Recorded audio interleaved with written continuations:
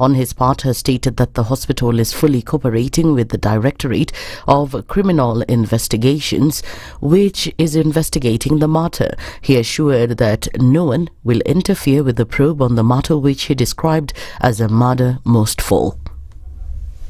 We saw someone at this hour and this hour. It would not really make any sense. I would not be in a position to say who that person was. We're in a hospital with thousands of people, and we usually have a lot of activity, a lot of movement. No, I did not say that. I did not say the CCTV was not recording. I said the CCTV, the relevant CCTV footages for that level and that word were taken over by DCI, and I have not said that there's any which was not recorded, unless, it's information that may have come from outside sources that we would not take responsibility for. He, however, added that they don't have any evidence that someone walked in from outside and killed a patient in their ward. Let me state that at this point in time, we actually do not have evidence that anybody walked in and committed a crime and committed the said crime. We know for a fact that the patient was murdered in the ward. We've handed over the matter to the DCI. There is every chance that this person did not walk in the manner you've described, but we trust the DCI to unravel the mystery, and knowing their mandate and their capacity and their training, we trust them to unravel the mystery. And Kenya, 39, was discovered with his throat slit inside Ward 7B on Friday morning. Former Deputy President Rigathi Gachagua now says he'll unveil a new political party which is set to unseat President William Ruto in the 2027 general election in May this year. In his interim report on the progress made since he embarked on seeking the opinions of the people since he was impeached, Gachagua released scanty details on the new political vehicle, citing fears that his rivals might sabotage the process. For strategic reason, I will not announce the name of the party, but the party is ready and is a good party with a good constitution. Everything is done. That is what is remaining, but we shall launch the party in a very colorful ceremony in Nairobi at a venue to be announced, so that we can all come together from the whole country. From there is all systems go. And the split in the ODM party has widened further as leaders opposed to the broad-based government clashed with their counterparts supporting the arrangement during an ODM meeting that was held in Kakamega County yesterday. The event, which brought together ODM leaders from the Western Kenya region, saw the simmering cracks in the ODM party widen as the leaders differed on the decision by the party to work with President William Ruto's government.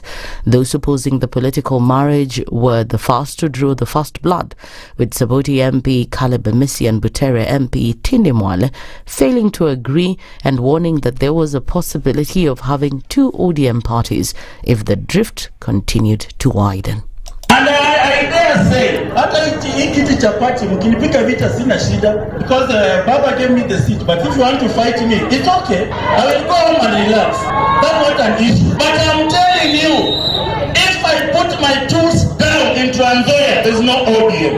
I'm telling you for free. Watoto wetu mimi nimeakiti kama vice chairman na chairman kwa miezi 6. Alafu kuna Waluya tena wenye wanachukia ndugu yao kupata kitu, wanakuja wanaambia hata mimi nataka nikuwe chairman. Government has been asked to expedite implementation of the President's order on no vetting on ID cards. A section of religious leaders from Uasin Gishu County have called on the government to expedite the executive order led by Abubakar Bini, who is the vice chairman of Uasin Gishu Interfaith Council. Rais akizungumza ni sharia tunavyoelewa sisi, kwa sababu rais akizungumza ni oda, lakini mheshimiwa rais, oda hii haitekelezeki kwa sababu wewe umezungumza kwa nia iliyokuwa mzuri, lakini tunaporudi kwenda kutafuta stakabadhi hizo tunaambiwa unaenda vetting. That's the news wire. I'm Lao Obaga.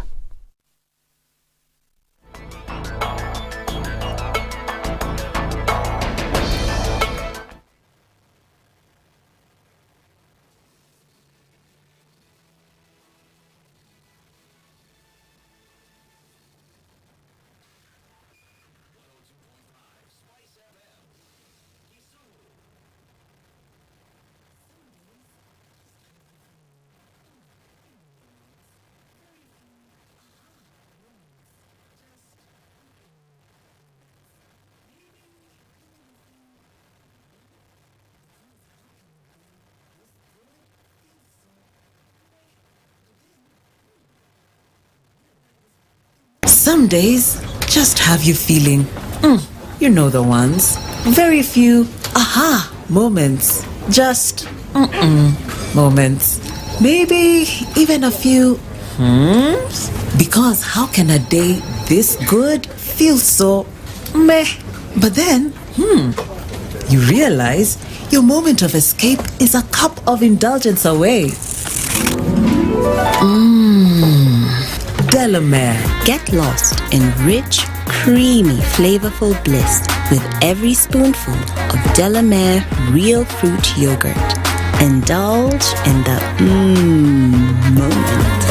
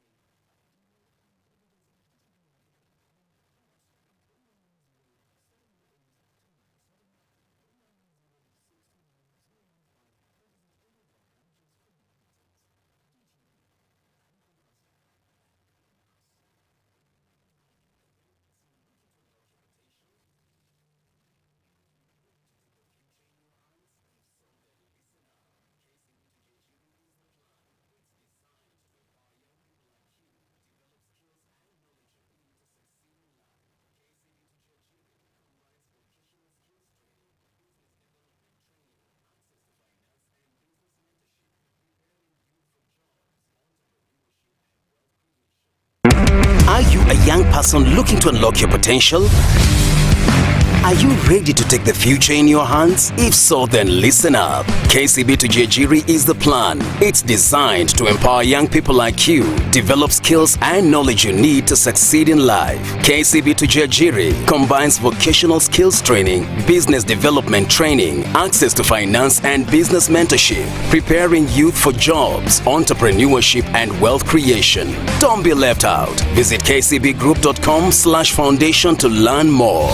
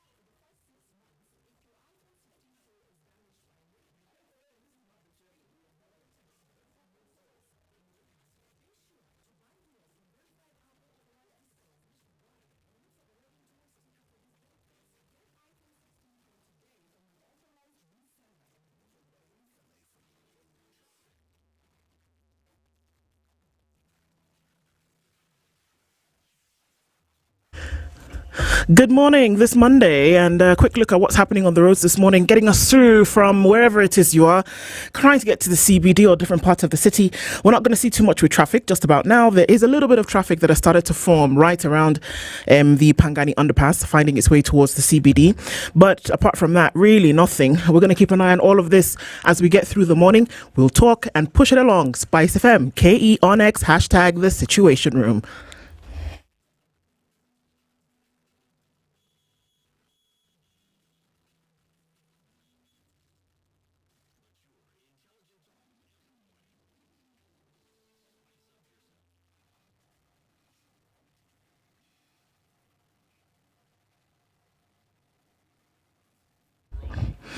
Guten Tag. Guten Morgen. Yes, guten Morgen. Auf Wiedersehen. Okay.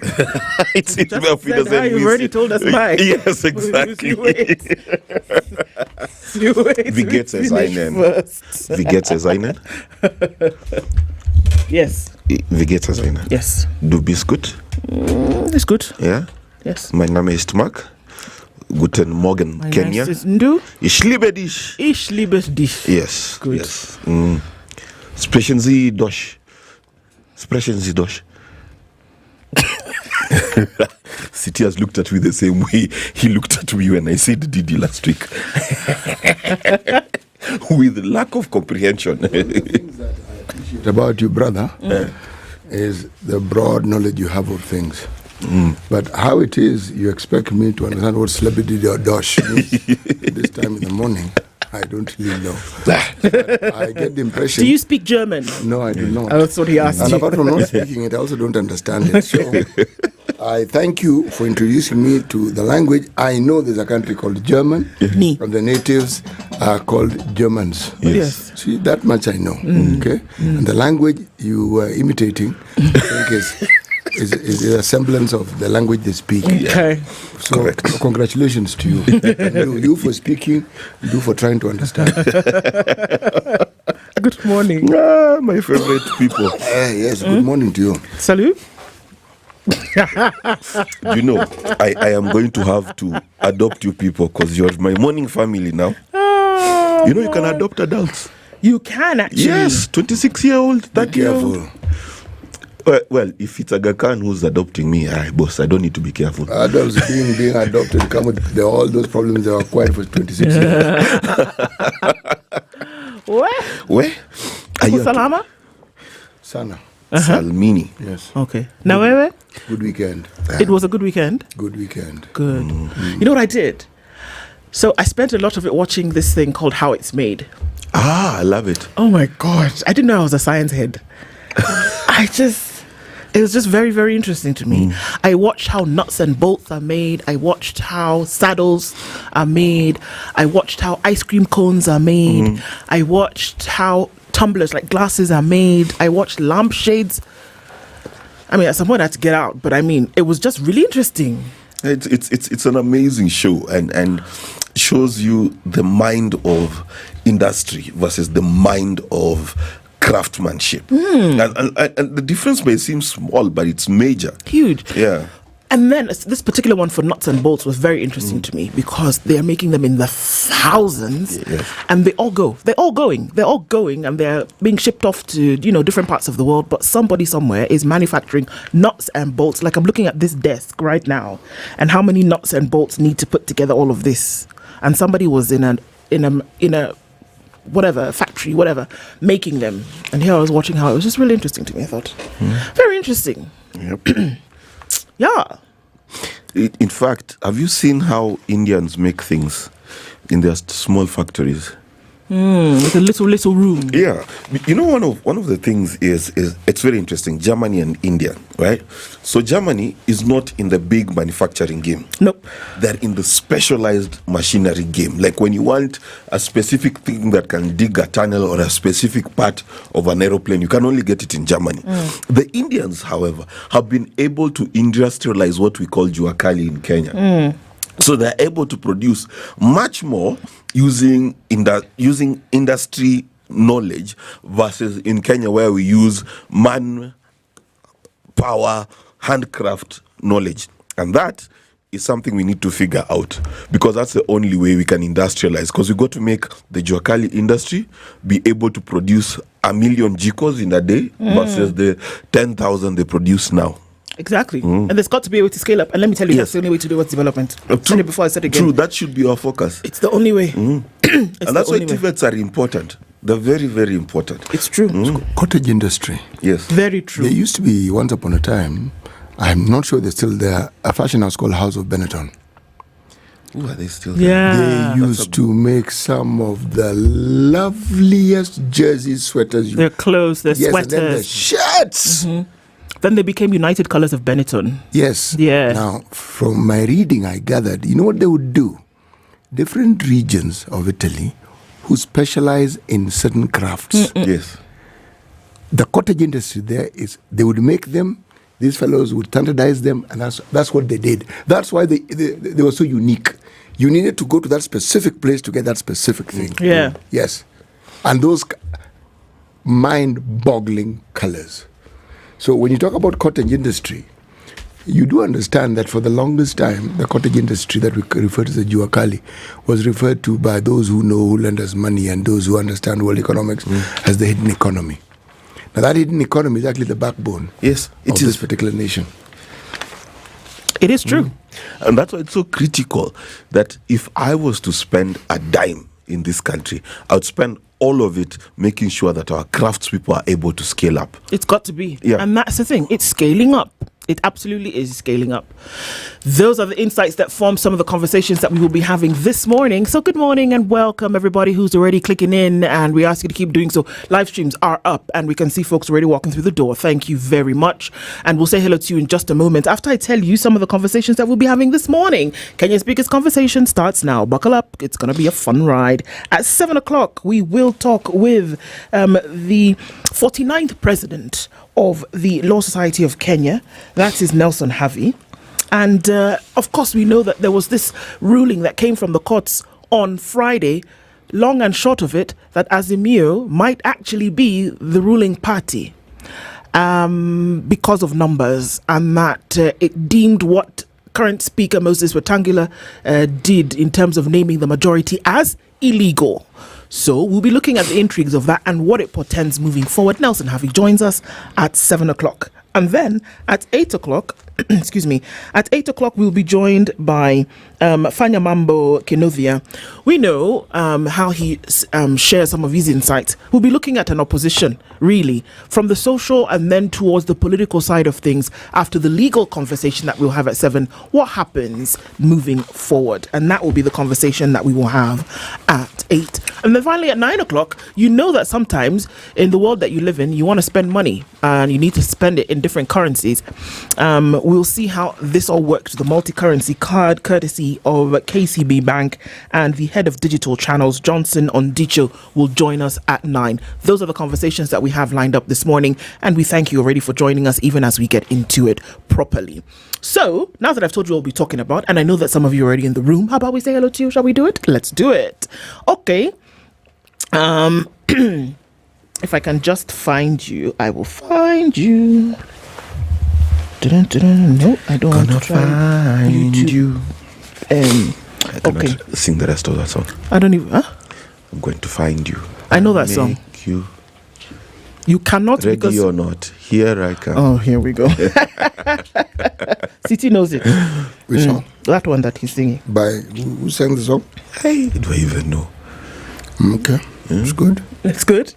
Okay. Don Sabo, we see you this morning. A forced reshuffle looming in Parliament leadership. Good morning, Ndu City and Mark.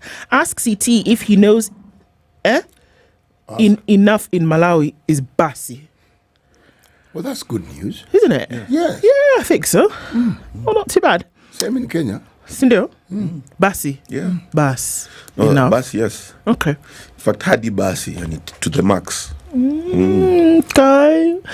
Michael Olanda said, bonjour mes amis, bonjour monsieur. Tuned in from Twapa is where Gideon Geke is.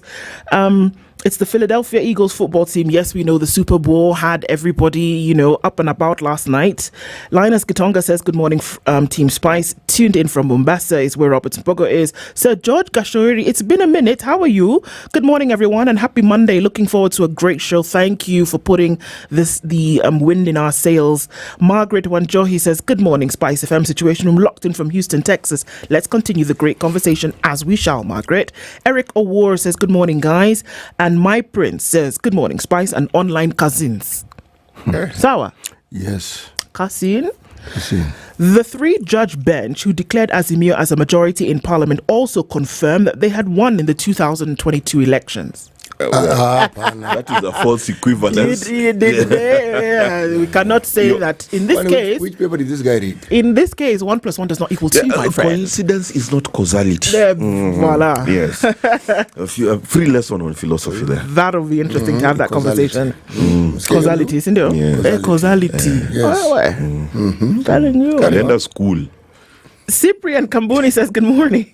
Happy Monday morning, says Jimmy Manothi. Eunice Okello is tuned in as well. Tibbs Muga, we see you. Good morning to you. Good to have you in the room.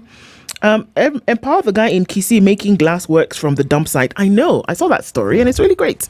That's this kind of scaling up that we are talking about that needs to happen.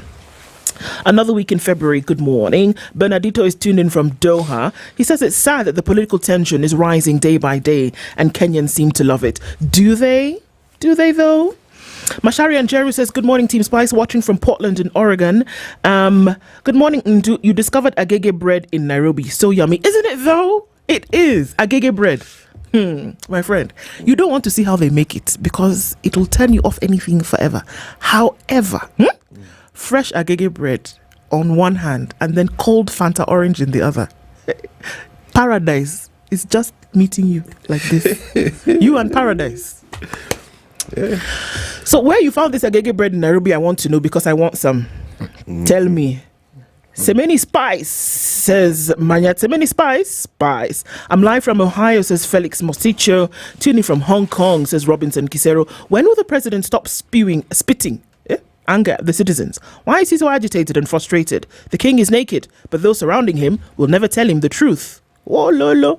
Hello, Princess Ndu. Good morning to you, Leo. The idea of, and also CT and Mark. Yes. This idea of sending India Jamii funds to phone wasn't well thought of. Okay, we need to figure out what that is. Chamgay, my beautiful. Hey, we have been called my beautiful by Anne. Says Sikunjema. Huonekana asubuhi na wapenda sana, tunakupenda pia. Good morning, tuned in, says Jimmy Gakio. Joe Mungai is also tuned in this morning. Getting through all of you. Peter Kiaria, we see you. Bwangi Juma. Yashi Okechi, good morning to you. Hesbon Sidon says good morning. Dr. Venvik is also tuned in. Philip is here saying good morning. Simukowengi. Washo says good morning. John Gishoki is also tuned in. We see you, brother. Thank you for always being here every morning. Sabalheri Nyote Mombasani Tupo, says Rogers Lie. What? Where did everybody come from? Okay. No, carry on. It's good. My so they're here. Yeah. We will greet them. Okay. Washi Okechi, General Specific, good morning. The song you are singing is Ready or Not by the Fugees. Is it that one? Ready or Not? I'm going to find you and make you want me. That's the one. You should have said so. I can't sing to save my life. Jimmy Wekesa is here. Eric Manyanges is tuned in from Tumaini Brooks High School. Specific rare. Edward Kweyu says good morning, tuned in from Kisangani in the DRC. Good to have you, brother. Murioki Kiana is also tuned in. Always a pleasure tuning in. Thank you for being here this morning. Daniel Joguna is here as well, tuned in from Embu. Looking forward to conversations this morning. Good to have you, Lipo. That's interesting. Rashid is also tuned in and said, was she called Missy Elliott? No, it was actually done by the Fugees. Yes. Yeah, it is the Fugees. It's the Fugees who did that song, yeah? Martino says, very interesting that Kenya doesn't have registered industrial engineers. So turning cottage Juakali to proper manufacturing doesn't work. Well, it could work if they did something, couldn't it? Bill O'Carroll, please talk about something, says Mestro. Ken Korea is also tuned in this morning. Rashid, yes, it's the Fugees. Diplomat, good morning. Everybody who keeps clicking in, keep coming in because the conversations continue. Thanks for being here. All righty, CT. Where are we going this week with our programs? I did mention last week that we would be in West Africa. Yes. Okay? Yes. And I looked. Wait. And I stopped looking. Lydiah, good morning. She's even blowing kisses. Bas. Now that we've done that, we can continue. Dimplegate. Huh? Right. You did mention that's where you were. I did. The significant thing about this country is that in continental Africa, as in within the boundaries of the continent, it is the smallest country. It must be the Gambia. No. The Gambia is the smallest. What did you think? Sao Tome and Principe. No. Actually, I can help. He said in continental. No, let me help him out. Okay. He is right, actually, in so far as Sao Tome and Principe. They are not. How many countries do we have on this continent? 54. Sao Tome is 53. Okay. 52 is Comoros. 51 is Mauritius. 50 is Cape Verde. Okay. Gambia is 49, just so that you understand. Okay. Okay, they are smaller, but continentally, and within the boundaries, not island. Yes, not islands. So it is Gambia. Thank you very much. And it is surrounded by one country. Senegal. You had wonderful teachers and people are good students. Yes. Even I've been to the Gambia. Kabisa, me, I haven't been to the Gambia. In fact, I've never been to West Africa. I've been to Senegal. No, I haven't been to West Africa. This is a travesty that we must sort we must correct immediately. Yes. When I'm here. Senegal is an amazing country. It's a Beautiful place people. where but it's expensive. Jesus Christ, it's expensive. Okay. Salvation will come at Yes. Okay. It is surrounded by Senegal and also except the western part, which is now bordered by the Indian Ocean. Not Indian, Atlantic. Good people paying attention in class. Well done. We went to school. Okay. You clearly attended classes and paid attention. Predominantly Islam. Okay.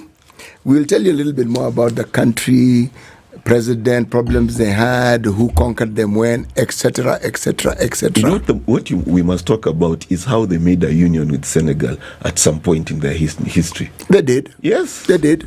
And they pulled away from that. There's a time when they said, not working. Yes. But it's a democracy. Never mind if your nose is ugly, so long as you can breathe through it. Is it working? Then it's okay. The rest of that stuff we can fix later if need be. Okay, why are you fixing it? If need be. Does it work? Yeah. The purpose for which it is there. And who decides which nose is beautiful? Is beautiful or not? Yes, exactly. Thank you very much. Kabisa. Absolutely. The beauty of the nose is the beholder. Plastic surgeons are in trouble today. The Gambians know what's up. No, they do know. They know what's up. Yes, so you can breathe. No, they can smell the coffee. Thank you. What more do you need? Can you smell if the house is burning down? Yes. So what's your problem? Thanks.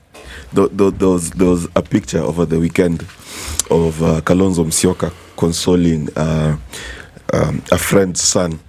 If that's what you want to call consoling, okay. Yes. And I noticed that, when people say that he's looking down on you, it's always good to know your father is looking at you in your moment of trouble. Yes. That's interesting. You know what? Okay, no, it's gonna take too long to tell that story, and we don't have time. If you know, you know. If you know, you know. It's very true. Shall we look at the headlines really quickly and then we take a break at 30 on the nose? Let's do it. On the front page of the Standard this morning, look at stories making the Standard today. Unpresidential Ruto, where? President William Ruto's sharp tongue is causing ripples across the country, from branding critics stupid to invoking evil spirits. His rhetoric is drawing backlash from clergy, lawyers, and political analysts. Once seen as a pious leader, his unfiltered remarks now raise questions about leadership, tolerance, and statesmanship. Everybody's asking question. The quote, and I quote, "These are stupid people who are telling us not to vaccinate our cows so that we do not get international market. Isn't that stupidity?" Sorry, boss. Okay, other headlines before we look into that story into more detail. From Ethiopia to South Africa, the dark web of JKIA smugglers, a human trafficking syndicate at JKIA, has been exposed after 3 Ethiopians were smuggled through the airport with the alleged help of airline and immigration officials. A magistrate has questioned a botched investigation, raising questions about high-level complicity in the illicit trade that exploits vulnerable migrants. Yeah. I'm telling you, it's not a small wahala. And as though that was not bad enough, unsolved murders, countries' long wait for coroner's service. Because, we still have to figure out what happened to them, so you're not quite able to call it anything. You're not able to call it because you don't have the thing. Jobs at risk over Trump aid freeze. We did see over the weekend that there's all this hullabaloo still, and it's getting crazier. He's pulled aid now to South Africa completely because we know that he said to the Afrikaners essentially, come here, we'll help you sort out your immigration issues. If they're chasing you because of you, how you owned land before, come and be refugees in America. And as we are doing that, we freeze aid to South Africa. And then Julius Malema said, what? Get out. We're not even interested in you anyway. Well, it's about to get hot. It's going down. It's going down. African leaders urge ceasefire at DRC talks, and they're saying, come on, guys, we need to get over this. Stop it.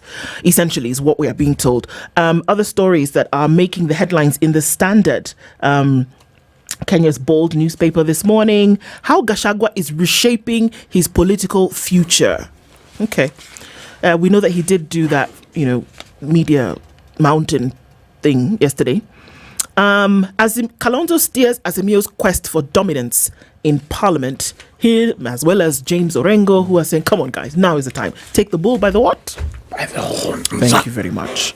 Over to you. In the Nation. Well, the Nation, of course, has wall-to-wall coverage of the Aga Khan. Did you know that he went to Harvard? Who? The Aga Khan. I thought you were saying William Ruto. I'm sorry. I'm really sorry. About the Aga Khan. We've moved on. Okay, yes. So you went to Harvard, loved education. Like this guy's story, honestly, he should write 3 books, not one.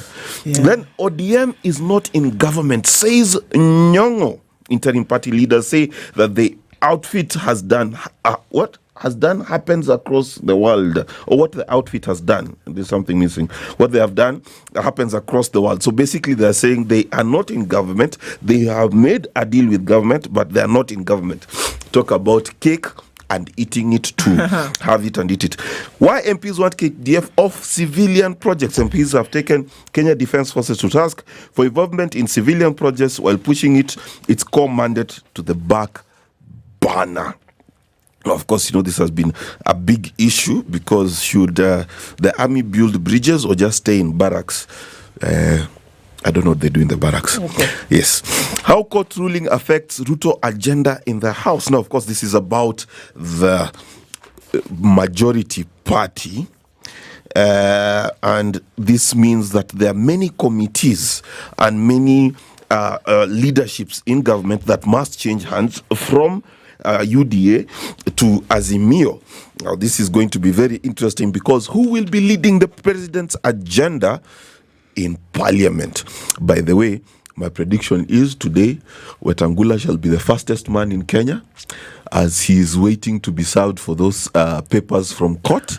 He shall Gafla Binvu disappear and appear, while people from UDA will be filing an appeal shortly. That is my crystal ball. CT, do you believe me?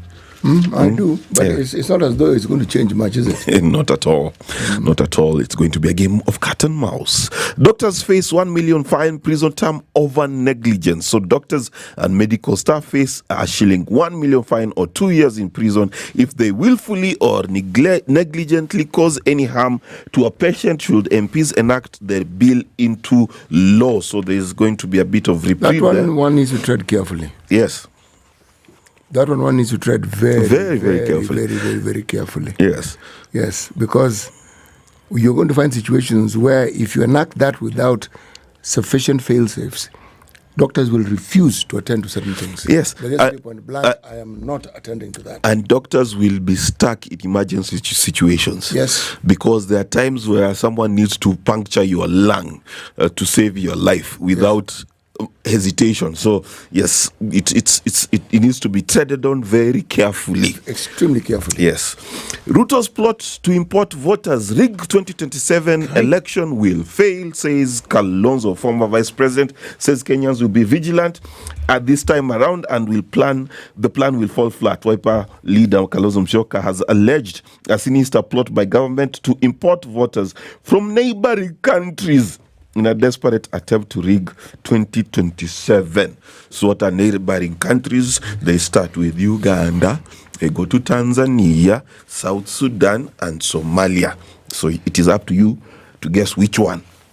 Called reception for president's 1 million shillings donation. So the president sent 1 million shillings through Eric Wambuyu Madira MP who delivered it. Yeah. However, he was asked to respect Deputy President Rigathi Gachagua as his mentor. Mimi, I do not know. So there are people who are showing Rigathi Gachagua disrespect, isn't it? Yeah. Who are these? Apparently, the Madira MP is one of them. And how is he manifesting this disrespect? Perhaps by not following his coattails and following him around the mountain. Oh, well, you know something? Every time I hear some of these things being said, I have to ask the question, are we saying that in this country, our politics has to be laced rather liberally with a very serious dose of sycophancy? Yes. That unless you're schooled in sycophancy and you're able to practice it well and visibly, then you are not really a good politician. You know, the thing about this country is that we have eroded the grey and we live in a very black and white world. So if you're not with me, you're definitely against me. You cannot be Switzerland, you cannot be neutral. Now, sad news. There was someone whose throat was slit at Kenyatta National Hospital. Yeah. Yeah, sad news there. But that is the main stories from the nation. Let's go over to the guy with teal green. Right, we are looking at the Star. Top right hand corner is not teal green today, it's an advert. Jitters in Weta Party as Azimio said free to have majority slots. National Assembly Speaker Moses Wetangula's Ford Kenya Party reads an attempt to weaken the political outfit ahead of the 2027 general election. In its latest wars, the party has said it would be heading to the court to appeal to challenge the ruling, most definitely. Spiritual guidance. Njenga guided by God's salvation to power the nation. Kenyan MD Peter Njenga, who took over the leadership of one of the biggest power generator in the region, believes he is the right steward for Kenya to attain. He is the right steward. I'm reading this again because I thought I had misread.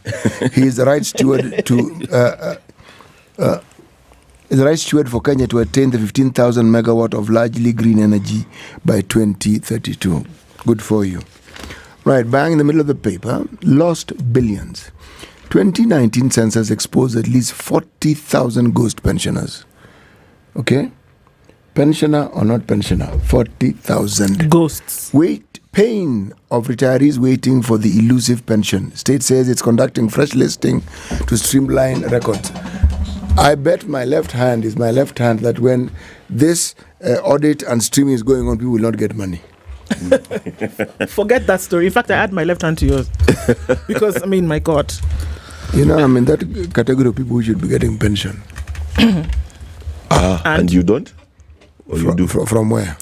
From your days as a teacher of English. Yes.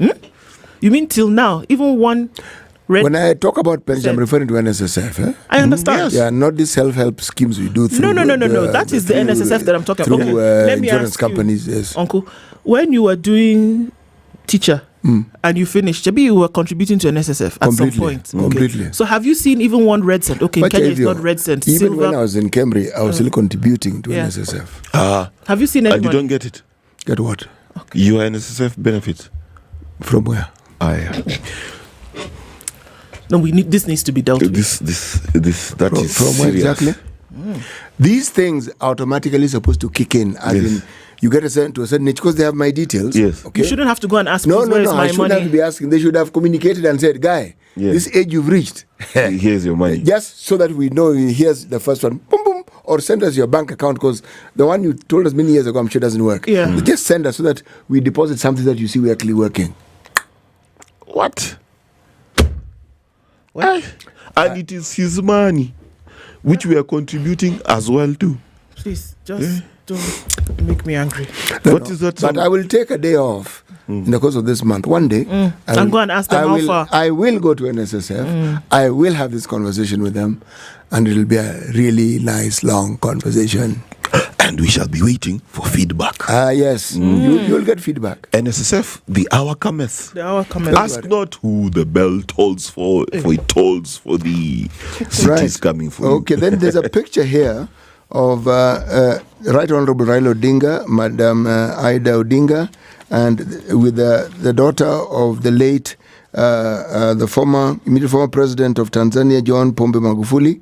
Her name is Jessica Magufuli. She paid a courtesy call to wish Raila well ahead of the AU Commission a chairmanship election set for this weekend. Okay? Mm-hmm. And you see, when you said the hour cometh, I am agreeing with you. You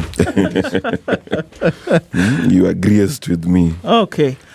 Are you okay?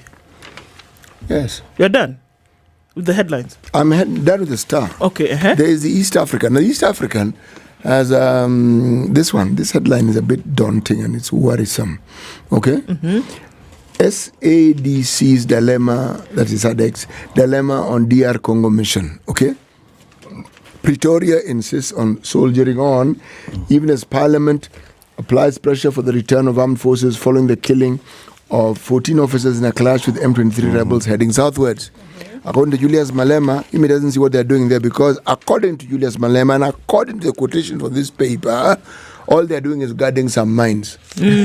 So they should get out. They should just get out. Let me read. Our soldiers have been sent to be glorified bodyguards of the mines in the DRC, and this mission has been disguised as a pursuit for peace. That is a quote. EFF, Economic Freedom Forum. Fighters. Yes. Economic Freedom leader Julius Malema. Yes. Well, is he Economic who again? Huh? The Economic Freedom Fighters. Yes. Along those lines. Not Freedom Forum. No, fighters. Okay. The EFF. Julius Malema, very direct with what he wants to say. Okay. So, Sasa, let me tell you this story, right? Because there are quite a number of stories that we should look at in more detail. This story of the gentleman. Sorry, did I interrupt you again? I'm so sorry. I had one more thing to say. Please go ahead. Yes, it is actually two. It is Economic Freedom Fighters. Good for them. He's quite direct. No, it is, yeah. Yes, there's a picture here of the late Aga Khan. Yeah. 4th, okay? Stories on page 3 to 7. Plenty. But this one I thought you would find interesting. The court in Dar has been asked to review witchcraft, meaning... Oh, I love it. Yes. In Dar es Salaam, there's this thing about albinos. They believe that they act as good potent, and the court wants Dar to amend Witchcraft Act and pass laws that differentiate between traditional healers and witches. It's true. Okay? Traditional healers, herbalists, blah, blah, blah, they treat blah. you, yeah. Yes. But and these guys who shake cow shells and bring feathers of white chickens and blue dance eyes at night and have some big lizard perched on their head, that sort of thing. I'm imagining a dude with a big lizard on his head dancing at night. And the lizard is so confused, just staring at you. wondering how it doesn't have magic itself. Do you ever wonder when these guys are choosing the things that you need to bring? Do you think they laugh where they are? No. Let me send this guy. Go and bring me a white goat with pink eyes. Do you know what they call it in Swahili? What do they call it in Kiswahili? Ushirikina. Ushirikina. Yeah. Witchcraft. Yes. Yes. And it is so prevalent in Tanzania. It's amazing how many people. You think we're to be excused here in Kenya? No. As in, trust you me, when you compare Kenyan witchcraft and Tanzania. What is the yardstick? How do you compare witchcraft in Kenya with witchcraft in Tanzania? You must not. Just the number of people who confess to doing it. Confess now. Kenyans, we are minimalists. We don't talk very much about private things, especially the remote control things. We don't talk about them. Let me tell you, If you can show up to somebody's house in a groundnut shell, you people are not you're joking. Your own witchcraft has not graduated. Have you ever Please leave in this country? Mark, the oddest of people. Yes. Just to sort of like make sure that you've covered your boundaries well. You go to church, then you also go and visit the other person. No, you have gone to visit that person first, then you now come to church. Just to cement everything. You know, there's a friend of mine who was trying to convince me to buy land in some off-the-road place. And he told me, you've got two options to protect this place. One, get a friend with a gun, then they come and shoot at night. So no one ever comes. Or hung dead chickens and skulls all around the compound, and no one will ever touch it. That friend of yours is a bit exotic. All you need is tortoise. That's it.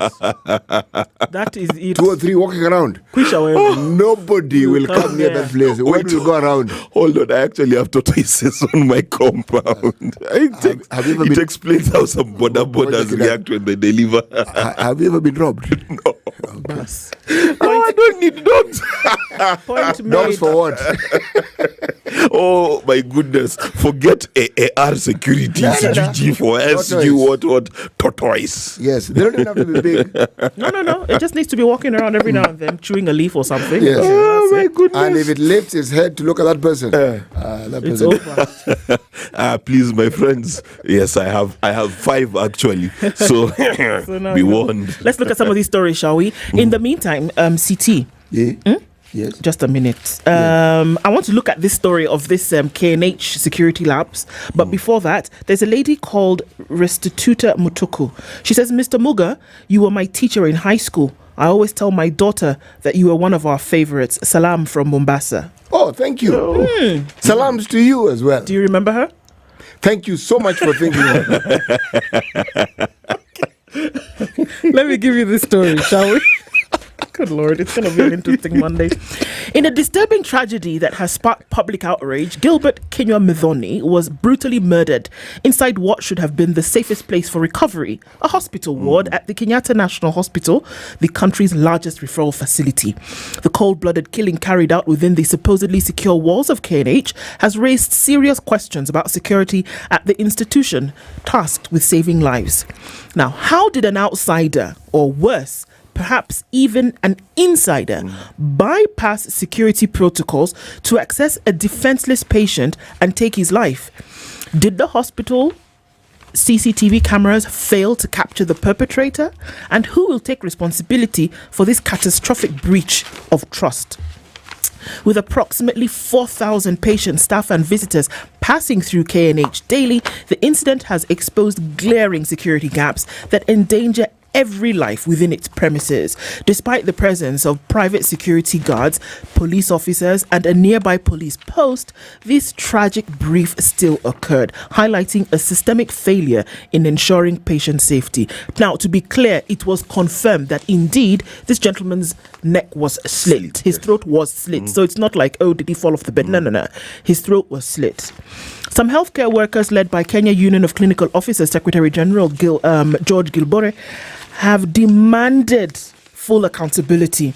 Someone must take full responsibility. This is a gross failure of duty. Beyond healthcare, K&H has a fundamental obligation to protect its patients and staff, Gilbore said. In any serious jurisdiction, such a monumental lapse would trigger swift resignations and a public admission of guilt. December 11th, Susan Wajiko took her husband, Gilbert Kinyua, to hospital for his full recovery. Hoping for his full recovery. He had been battling complications from an operation at St. Mary's Langata, which had left him with a wound that refused to heal. So, of course, he went here. For this, he's a father of 2 young boys, determined to have a better future for his children. But then, on the 7th of February, the 38-year-old man was found dead in his bed, his throat slit, in a ward housed with 6 other patients.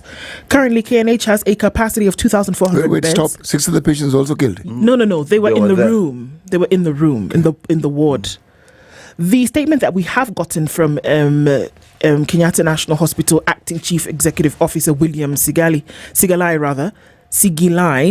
with direct is that they are deeply saddened to confirm the tragic death of the patient at the Kenyatta National Hospital. They're working closely with law enforcement authorities and have launched an internal investigation. First of all, what? Yes. Second of all, what? Mm-hmm. Thirdly, what? How does this happen? And then number 2, how is it that people still have their jobs? How is it that people are still working when somebody's life was taken in a place that's supposed to be one, secure, in a place that was supposed to guarantee health and life by virtue of the fact that you're being treated? And the most that you get is that we're deeply saddened and they're working to make sure that investigations are carried out. Are you kidding me? First of all, you are not an investigating agent. Hey.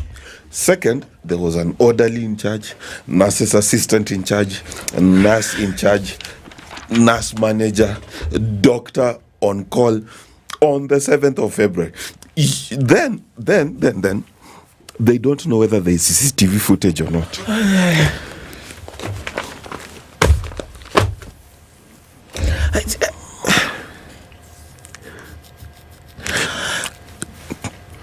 Okay.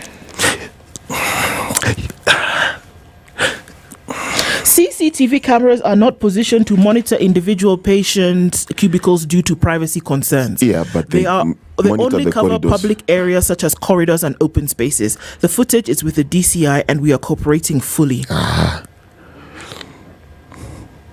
My husband was supposed to heal here, not be killed, said Wanjiko. I trusted KNH. Now I'm burying him because they failed to protect him. Okay. Now, when we hear incidences like this, and we come and we shout tomorrow about how things need to be better, ought to be better, beg them to be better, are we making too much noise? Yes. We're making too much noise, are we? Yes. Okay. So noise has very little to do with the content. It's just that when you say the things over and over again in this country equals noise. Noise. Yes. But some of these things, noise has to be made about and over. These sort of things send shivers down people's spines. It's something that you cannot fathom. It's very Do you know scary. how vulnerable you are in hospital? Do you know how weak you feel? Then somebody can walk in with a knife, slit your throat. Do you know how hard it is to do? Do you know how hard it is to kill somebody? Exactly. But this is what we are saying, that, right now, at this point, because of this whole CCTV footage thing, okay, you don't know if it was an outsider. You don't know if it was an insider. You don't know if it was another patient. Yes. You don't know if it was a family member. You don't know if it was a medical. You don't know anything. So this is the sad thing about stuff like this, is that it throws everybody into a tailspin, because you're like, okay, so are we safe here? This is the same hospital, mind you, where a doctor committed suicide in the parking lot. And we're just like, oh, okay, sorry, we'll figure it out. No. What's happening needs to be dealt with. The story is going to continue. I'm sure we'll be told by the DCI in a couple of days what they've been able to find or not find. I like the fact that you're sure. That's why I said they will tell us what they've been able to find or not find. They may also find and decide not to tell to tell us. Okay. Yeah. But this case, we will hear. This one we'll hear. Okay. Yeah. It's too public for them not to, sadly. We'll hear. We'll hear. Whether we will sad. Whether we will like what we hear is a completely different matter. It's very sad. You do realize that CCTV in this country only catches people with strange lovers in the car. Yeah? CCTVs, all the reports, just that's when they can catch you. Yes, they always say, the person died, but he was with a certain lady XYZ. I do not know why that is always what they find, but yes, they never catch the killers on CCTV, not in this country.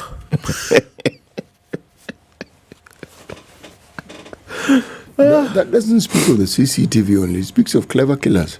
Yes, so. Because somebody by the time someone manages to get into a hospital to kill someone, that person knows a lot about that hospital. For sure. They understand where to go. They understand when to go. At what exactly? And what time? They know. They know. They knew exactly what they were doing. And this story needs to be full. Who was this person? This is because, what kind of attention do you pay? Because I remember when I was in hospital and with my son, and it's like 2 a.m. and I was just walking out to the main area because I needed to ask for some hot water. I hadn't even taken 2 steps, and somebody was asking me, "Excuse me, are you okay? Where are you going? What do you need?" kind of thing. So the awareness that there was somebody there. And one would assume that that's what needs to happen. It should be the norm.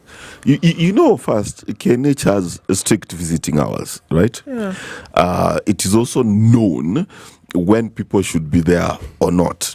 How this person was able to walk in, how they're not telling us, he signed in the visitor's book. I just have so many questions. Plus, and how did he get a knife? This is another thing here also, that everybody here has been to hospital at one point or another, right? And been in hospital where you've had to sleep for a couple of nights. First of all, there's medication that's given to you at all odd hours, and Yes. this was a surgery patient. So the likelihood of him having received medication at some point during the night is very high. So the time lapse between his last medication and this time probably wasn't too far. So are there people in that area?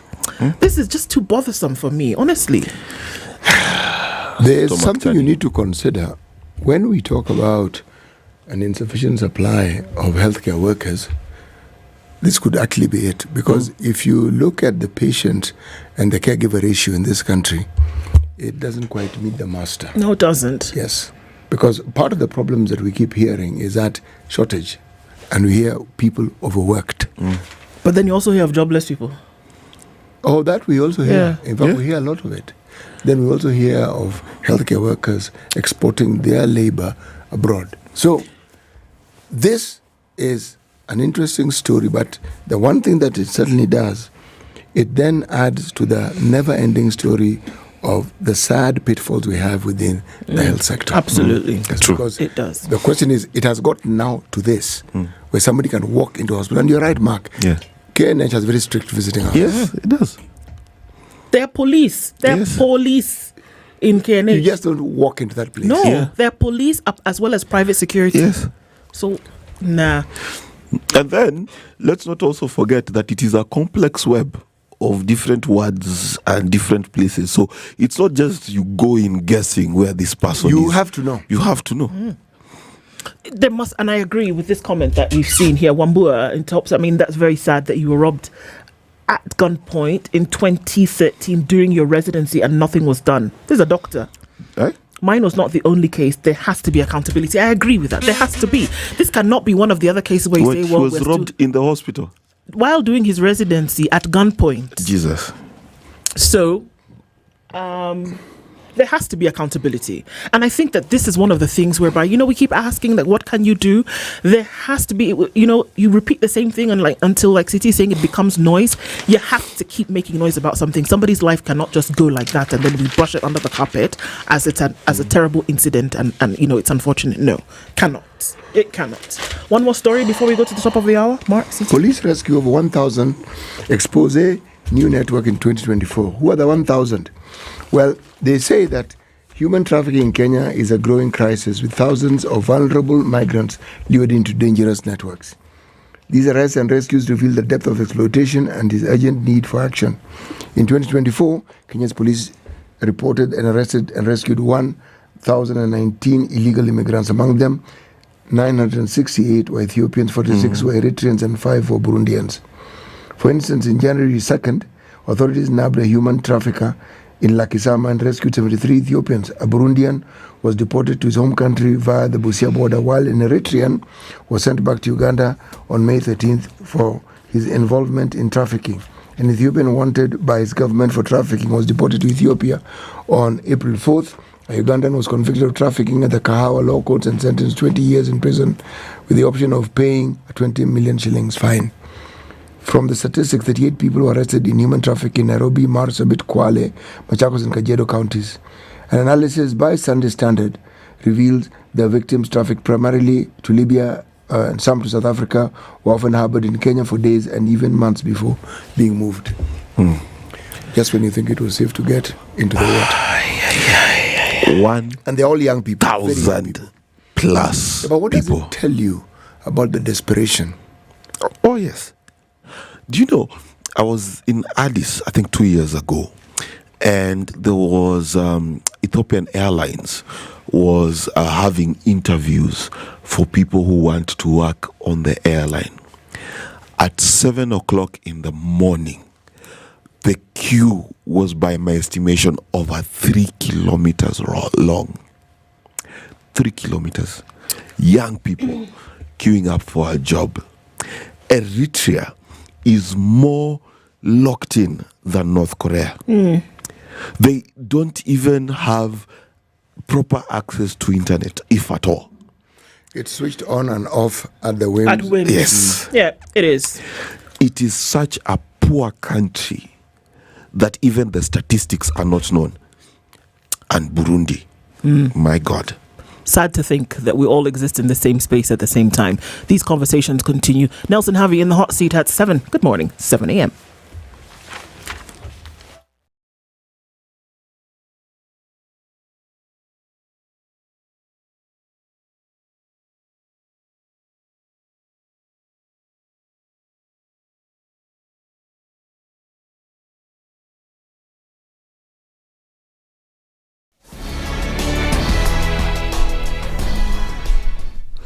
Good morning, this is the News Wire. I'm Leah Ubaka. The Orange Democratic Party will today hold another special prayer at the Bomas of Kenya over Raila Odinga's chairmanship candidacy of the African Union Commission. This comes a day after another prayer service was held at the House of Grace Church in Kakamega, where various leaders led by ODM Chair Gladys Wanga were present. According to Wanga, who is also the governor of Homa Bay, Odinga has campaigned well and many states have promised to elect him.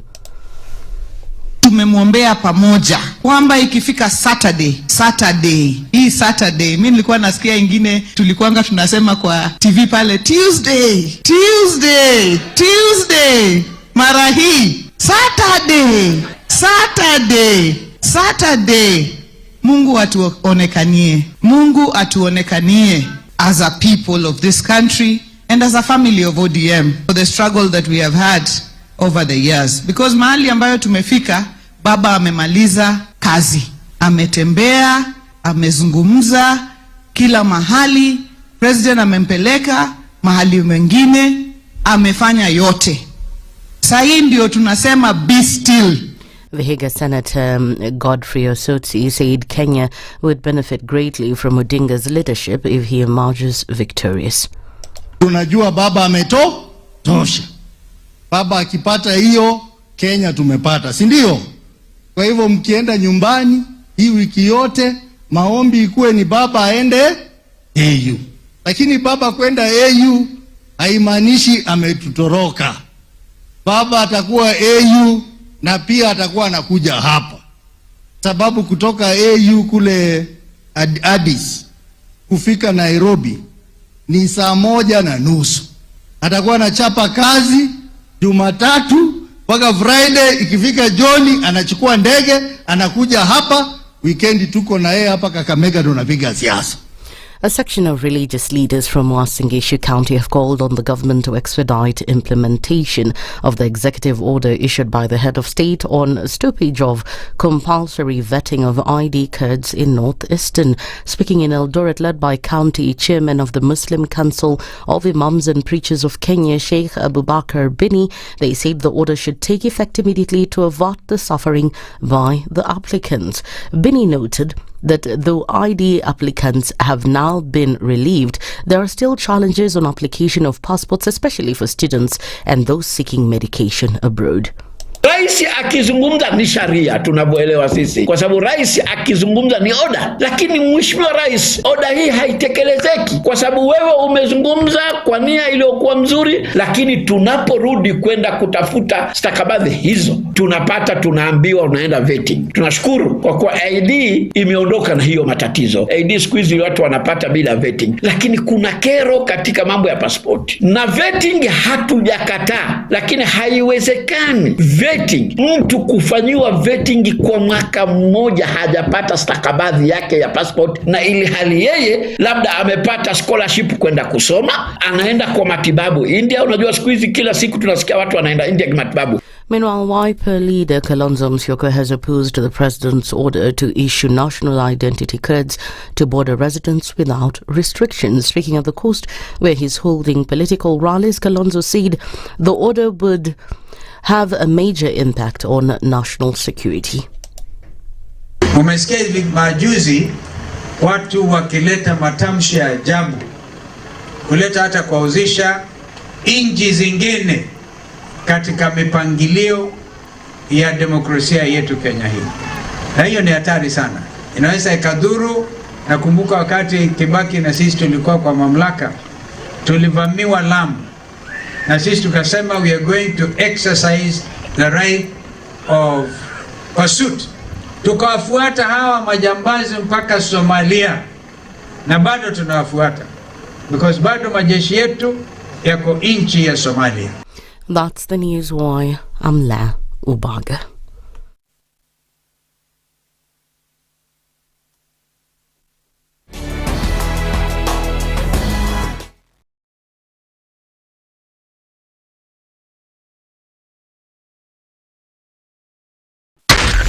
SpiceFM, Nakuru.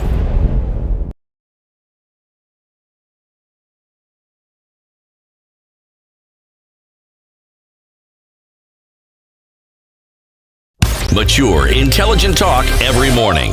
Spice up yourself. Morning at 5 minutes after 7 o'clock on this 10th day of February. This is Kenya's biggest conversation, the first one of this week, and we're getting into it proper with some conversations this hour. Many things happened over the weekend leading us into the conversation that we will have this morning. Live streams are up on Facebook, on YouTube, and on X. And we welcome our audiences on KTN as well. All right. Stuff coming out of the courts over the weekend, rather coming in from Friday, and that perhaps changes a number of things this hour. Before we get into that, CT, it's the weekend has come and gone, but folks are still thinking about taking a mortgage, and you seem to have the golden ticket to this. Well, I have good news for you if all you're seeking is a mortgage. And the good news is from Diamond Trust Bank. And they have the following things to tell you. Listen carefully. 1, it is possible for you to get a loan. And the loan is for buying a house. It is called a mortgage. Okay. You will be charged an interest of 9% if you want to borrow for just 10 years. If you want to borrow for 25 years, you will be charged 9.75%. And it will stay that way. There's no yo-yo, there's no back and forth about it. If you're in the diaspora, you will be able to access a loan of up to 80% of what you require. If you are employed or you have your own business and you are in Kenya, you can access a loan up to 105%. Beautiful. Now, why this is possible is because Diamond Trust Bank have partnered with Kenya Mortgage Refinance Company. Now, that is the reason why they're able to give you this really, really, really unbeatable offer on mortgages. Now, to ensure and to guarantee that what I'm saying makes sense and is true, 2 things. 1, visit any Diamond Trust Bank branch and inquire about this as one. Or simply email mortgages@dtbafrica.com. That's it. Perfect. And that's the way to go about it. Yes. So now let me ask you a question. Let's be real. If a friend or a family member got sick or a loved one got sick today, how would you handle the bill? Would you take a loan? Would you call a family and friends for help? Would you delay treatment until you have enough money? Or would you already be covered by health insurance? Well, the smart choice is D, obviously. With Jubilee Health Insurance, you don't have to panic when a medical emergency happens. So imagine if you're putting a little bit away every now and then, and if somebody then got sick later, you would be able to take care of them. They've got affordable health covers for individuals, for families, seniors, businesses, and even children. So you have an affordable plan from as low as 200 shillings a month. You can put away 200 bob a month to ensure that in the long run, you actually get the medical care that you need. So you have access to over 800 hospitals around Kenya, and you have a flexible lipa pole payment, so you can get covered immediately and pay in small installments.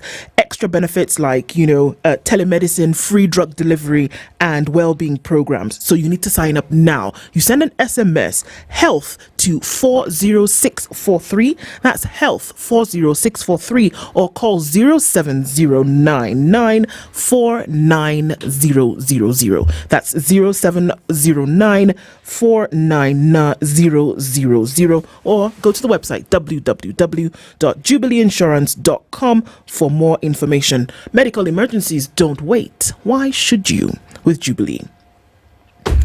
He was the 49th president of the Law Society of Kenya, and he's here today. Nelson Havi is no guest to the Situation Room, and he's graced us with his presence this morning. Good morning. Good morning, my lady. How are you? Very well. How are you? I'm great. Good to have you here today. Thank you. Karibu sana. CT is going to welcome you with today's proverb. This one you like, I think. Then you can translate it and tell us what you think. Absolutely. Yes, our proverbs the whole of this week come from the Republic of the Gambia. Okay? There's a river that traverses Pakas right in the middle of that country, and there are those who, whether they're soothsaying or simply saying what is obvious, they say the name is derived from the river because it's the River Gambia. Be that as it may, the Republic of Gambia also has a river passing through it called the Gambia River. Okay? The proverb: never mind if your nose is ugly, so long as you can breathe through it. Absolutely, yes. First things first. It's not your business to see your nose. Your nose is for breathing. It is not your business to see your nose. Well, that's new. What our learned friend has told us, if your nose resembles a vacuum cleaner, it doesn't matter. Absolutely. If it resembles a needle, it doesn't matter either. Does it work? If it resembles a fish hook, so what? But you know what's funny? You're actually right. So scientifically, your eyes do see your nose, but they delete it. Absolutely. Yeah, so he's quite right. Like, your nose is actually in the way. So your brain deletes your nose, so you don't see it. Those of you who see your noses, good for you. Might be an inconvenience, but all right. If it works, Wakili, that's as long as you're breathing through it, guys. See it as much as you like. Yes. Okay. So, interesting things coming out of the courts Friday. The court has ruled that Azimio La Umoja is the rightful majority party. Let's just go through some of those points, shall we? Judges John Chigiti, Lawrence Mugambi and Jairus Nga have found that Wetangula violated, the Speaker of the National Assembly, Mr. Moses Wetangula, violated the Constitution in making his determination on parliamentary leadership. The ruling overturns his decision made on the 6th of October 2022. The court states that Wetangula wrongly assigned 14 members from various parties to Kenya Kwanza. This move gave Kenya Kwanza a majority status in the House. The judges have ruled that he had no legal basis for the reassignments. Wetangula declared that Kenya Kwanza had 179 members of parliament against Azimio's 157. However, documents from the Registrar of Political Parties show that Azimio comprised 26 political parties, while Kenya Kwanza had 15 as of April 21st, 2022. The court has ruled that the Speaker cannot fault the Registrar of Political Parties. Number one, they've stated that the Speaker failed to present any post-election coalition agreements to justify the decision. The judges have criticised Wetangula for violating the Constitution and have emphasised that the Speaker must act with impartiality and uphold public trust. They've also ruled that his position as Ford Kenya party leader conflicts with his role as Speaker. The judges have stated that he ceased to be Ford Kenya's leader upon his election as Speaker. The court has declined to suspend its ruling. The state must file a formal application for any stay of the decision. The case was filed by Ken Jagi, Advocate Lampa Sunyinka, and 10 others. This is where we stand. So, hearing those things, Nelson, this morning, I mean, just going over them again, because, I mean, you obviously went through them, and hearing what the court says, the rudimentary question would be, so what does that mean? And where are we now as things stand? I've always posited that law is not as complex as many of us may want to portray it. I mean, it's common sense, it's logic. Mm-hmm. The Constitution has stipulated that the Speaker of the National Assembly will not be apolitical. The Political Parties Act and the Leadership and Integrity Act have expressed themselves clearly on this issue. But what is confounding is that Moses Wetangula is not just any lay person. Mm-hmm. He's a distinguished lawyer of over 45 years' experience. Why will he want to assume two roles, one of a party leader and another one of the Speaker of the National Assembly? And you see, as I said much earlier, this situation is a big dent on the Kenya Kwanza administration and the government of President William Samoei Ruto.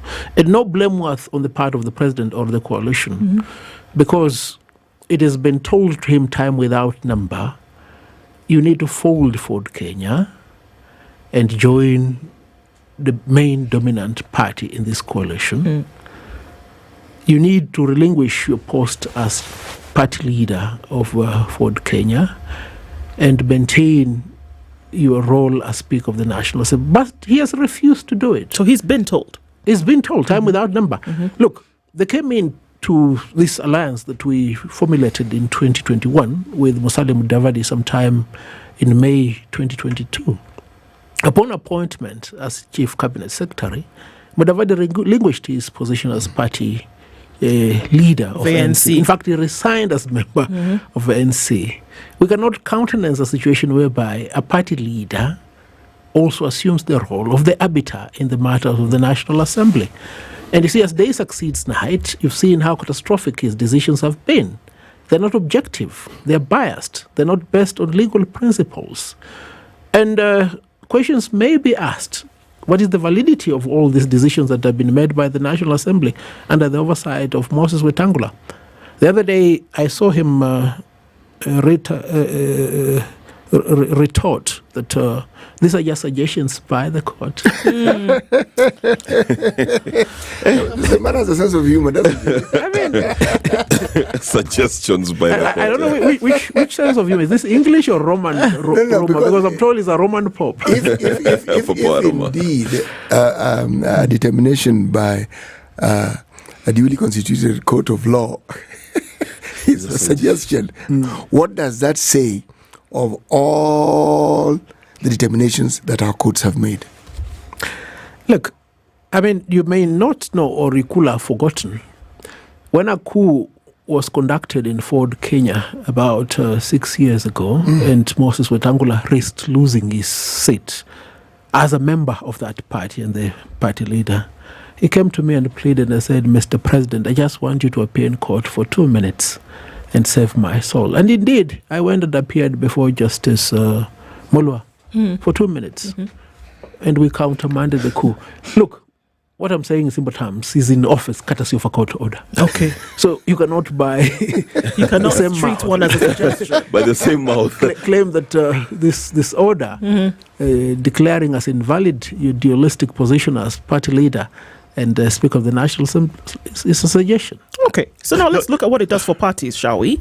So if by dint of his proclamation as Speaker that Kenya Kwanza then was named majority because of the inclusion of other parties, and now what we're hearing is that the court essentially has overturned that because of several things. Number one, there was no declaration by the Registrar of Political Parties.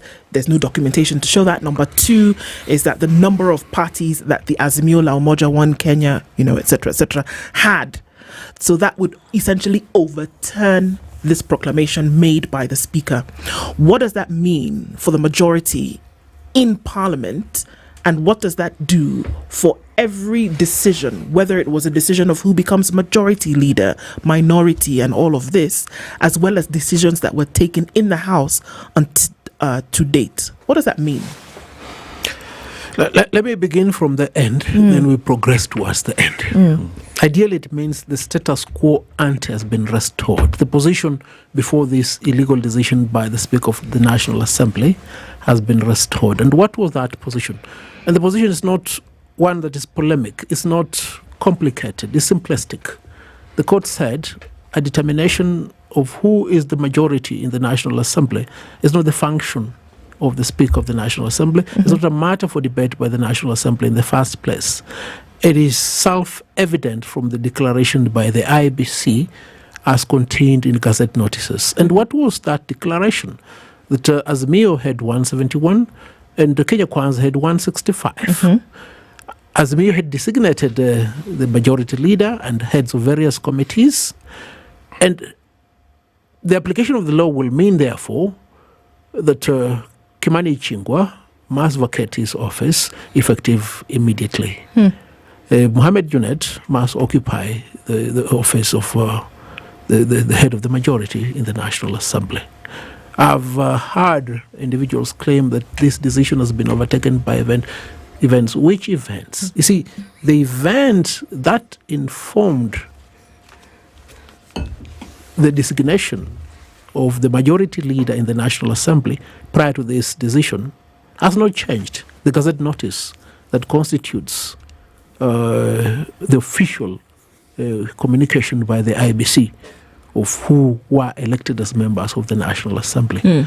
And going by that, therefore, it is expected that Azimio will assume their majority seats in the National Assembly when they resume tomorrow and start conducting business in the manner in which it was intended to be done, but for this illegal interruption. How is that going to happen? It's not as though Junet Mohammed is going to walk into the majority speaker's seat, and it's not as though Ichung'wah is going to vacate the seat just because of this. How would that happen? Look, I'm not extremely learned. I do not have a PhD. Most of what I may say may be considered stupid. But this is the simplistic manner in which the law was expressed. Whether or not it will be performed, it's beyond my elementary ability to contemplate. You know, Harvey, I am so perturbed, and I'll tell you why I'm perturbed, that the Speaker of the National Assembly has been declared by a court of law to be A, biased because of holding two positions, B, made an illegal and unconstitutional decision in allocating UDA the majority status, and we are sitting here and talking about it as though it's a matter of if and buts. How do we get to a point in this country where such actions actually have culpability, have some form of retribution, some form of correction that is enforceable by the law? Because for me, it is hard to imagine that you do an illegality for 3 years now, and then when the ruling comes down, it's still a matter of maybe they will, maybe they won't. Or they'll just ignore the whole thing and go on as though nothing happened. How is that possible? And that's why I said our projection expectations on what should happen ought not be the ideal position. It ought to happen by itself. And that is why it has been said court orders are not suggestions. They're not supposed to be babysat. And in a working ideal democracy, this discussion will not even have been rife. What the Speaker of the National Assembly will have said, I've seen the order. It is a court order. It has annulled what I've done. Will henceforth act in accordance with the court order. But this is Kenya, where most people in public office consider the constitution, the law, and court orders themselves to be inconvenient. But what I can tell you without any fear of contradiction is that the decision by the three judges is unassailable on appeal. Right. It is solid. Because the exemption that has been placed in the Political Parties Act as to the holding of dual positions, public office, state office, and office in a political party, has so much clarity that it's not capable of two interpretations. The only people exempt from that requirement are the president, the deputy president, the governor, the senator, the member of the National Assembly, and MCA. These can maintain their office in a political party, but the speaker cannot maintain an office in a political party. It's a nullity. It's what in law is called a nullity ab initio, from the beginning. Right. Yeah. And it doesn't matter how much time has passed, how much acquiescence or countenance has been on those who are supposed to say no. It goes without saying. It's bad. So the expectation, rather, not even the expectation, not even the suggestion, it is in law. It has been, declared by the courts that he should drop one and drop one immediately. Yes. And in the nature of things, what did he have first? He had the office of party leader of Ford Kenya. Yes. Now, the constitution and statute prohibit him from holding the office of Speaker of the National Assembly if he holds the office of a political party head. And he has refused to relinquish the former. Sorry, he has refused to relinquish the latter. Yeah. He wants to maintain both at the same time. Although the court did not expressly state this, the logical consequence will be he has failed the eligibility test to continue holding the second office. And the consequence will be one member of the National Assembly ought to move a motion to remove him as Speaker of the National Assembly. Because those in the National Assembly cannot dispossess him of his office as party leader of Ford Kenya. Neither could the court do that. Okay. But both the court and the National Assembly can dispossess him of the office of the Speaker of the National Assembly. So the judiciary, the courts rather, have pronounced themselves on this. Yes. But we already know that we're already having a meal of the political here. And that questions of the opposition and who would have been the majority party in the National Assembly and all of this, the Speaker, we know that everybody is already intertwined in this whole political menagerie, whatever you want to call it. So does it pose any kind of difficulty whereby you had significant members of parliament who are now brought and given positions in government? Number one. Would it pose any kind of difficulty then for a member of parliament to raise a notion, for example, that you have, number one, the speaker immediately removed, and that number two, the political party with the majority now, as declared by the courts, comes in and takes their place? We've heard Jimmy Orengo over the weekend talk about this. We have heard, the likes of Jimmy Wajigi say things over the weekend and say, come on now, Azimio, you need to take your position and push for this thing. When you bring in the political stint of all of this, do you see that happening? Do you see it happening now with where we've gone politically already? It really need not matter what I see. Because my vision could be impaired. But the clarity of the law ought not to suffer an impairment. But let us see, why is it that we are perceiving this obstacle?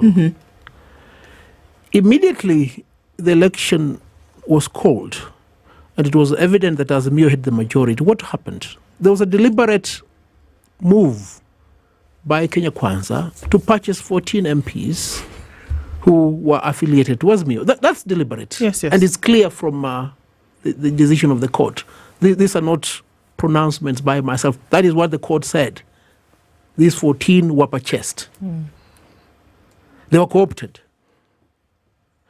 But notwithstanding that co-opting, which appears to reside only in the mind of the Speaker and Kimani Ichung'wah, the clarity of the evidence presented by the Registrar of Political Parties is there is no post-election coalition agreement deposited with that office to evidence the exit of these 14.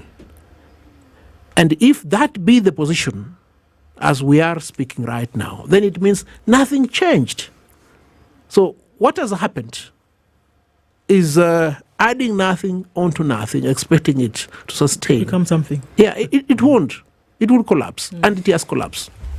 And the mere fact that there appear to have been a big shift to the extent that the broad-based government has incorporated individuals from both divides does not change the law.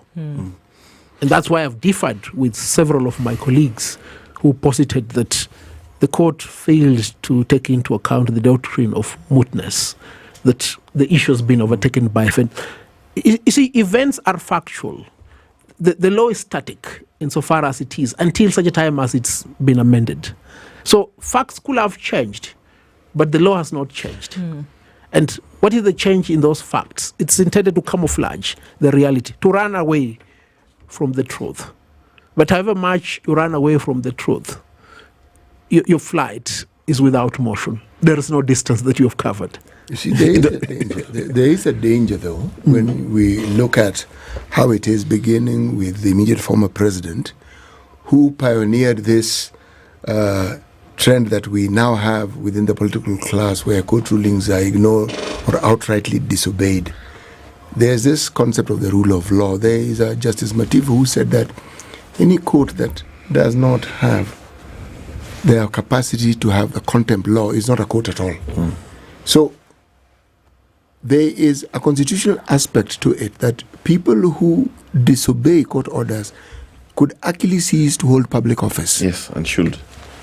There are many other consequences, but when you find that the rule of law is being eroded, essentially what is being set loose to the populace, by way of example, is that the rule of law can be ignored. It means we can disobey the law. Yes. Now, that is a recipe for chaos, which often leads to disaster. Because if that is the way everybody goes about it, and the examples are being set by people who hold very high offices in this country, if not the highest, what then do you say of the ordinary citizen who observes all these things? What mind do you think we are creating with regards to our courts? Now, look, those in power want the ordinary mind to feel that he or she has no control of what they would do. But you see, the constitutional architecture is such that the sovereign, the ultimate authority, resides in the people, those who are perceived to be without any say. And it is for that reason that I must dichotomize the parameters of the decision by the court. You see, the court cannot go to the National Assembly and remove the Speaker of the National Assembly. It cannot. But the court has indicated in no uncertain term that the Speaker of the National Assembly has violated the Constitution. What is the effect of violating the Constitution? You become unsuitable to hold public office. Then the sequential mechanism kicks in. A member of the National Assembly ought to originate a motion to censure and or to impeach the Speaker of the National Assembly. And if they do not do that, then there is power under the Constitution also for any citizen to move the National Assembly to take the requisite step. But more fundamentally, and I think the people of Kenya need not be confined by the structures that they have put in place, because these structures are there for the performance of their delegated authority as the sovereign. Don't allow these individuals who have violated the Constitution to come to your village, to come to your constituency, to come to your county. Refuse to listen, essentially. Refuse to listen. True. Say no. Heckle, tell them to go away. Block their road. They are in office courtesy of you. It is fundamental that the people of Kenya realize when you're casting your ballot, you're signing the employment letter of whoever you are electing. He or she is your agent, and the agent must act in conformity with what you've given him or her as the job description. And the job description is the Constitution. So he has violated the Constitution. He has desecrated the Constitution. He has lost the mandate you gave him or her to govern on your behalf. Recall it. Take it back. Take it back. True. We're having I was going to take a break at this point. Having a conversation this morning with Nelson Having, and we're looking at the most recent order that has come from the court in terms of what should happen at the National Assembly, and also with political parties moving on from that. And even as we take a break, we'll be back right after this. But Mark, remind us why 150,000 people have been affected as a result of what has happened with the KCB Not just Foundation. affected, they've gotten jobs via KCB to Jiajiri. And we talk about insurance and we talk about getting a mortgage and things like that. How do you do it? KCB to Jiajiri is a program that is created to empower you to get your vocational training at your local TVET across the country. And they're able to give you the training you need so that you are certified as a mechanic, hairstylist, beautician, etc., what have you. And then they're able to train you on business, train you on how to brand your business, train you on how to make sure you're making profits and you can properly do your accounts. Once you're done, you'll not only be able to ajiri yourself, but you'll be able to say to jiajiri. All right, so we continue and we come back. Remember that, this is the break that we're taking to look at weather and traffic. And what are you doing on your break? Is it breakfast on the go in traffic? Is it a post-workout treat or study break or work break? Indulge in the moments with Delamere yogurt, available in different exciting flavors: strawberry, real fruit, vanilla pods, wild berry, chocolate chips, lemon biscuit, pineapple coconut, pear caramel, apricot orange, and honey. At a store near you, indulge in the moments with Delamere.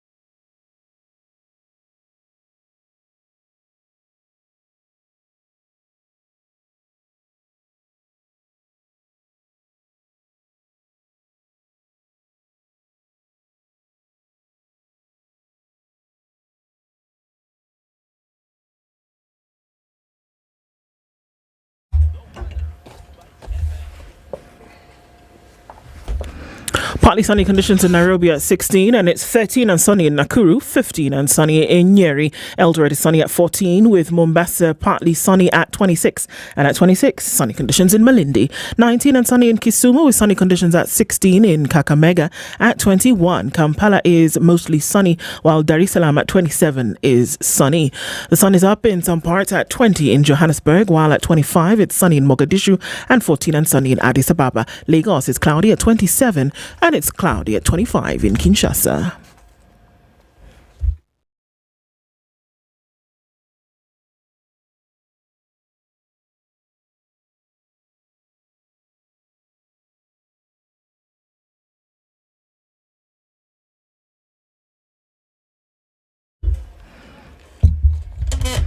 It is a busy Monday morning coming into the city on the Thika Superhighway. There's traffic and it's a bumper to bumper all the way from before Garden City and even way up there, Githurai, coming in from the Wairimu junction or that Wairimu interchange. So traffic is quite busy on the Thika Superhighway this morning getting into the CBD. Kiambu Road, in and outbound traffic is doing the thing today.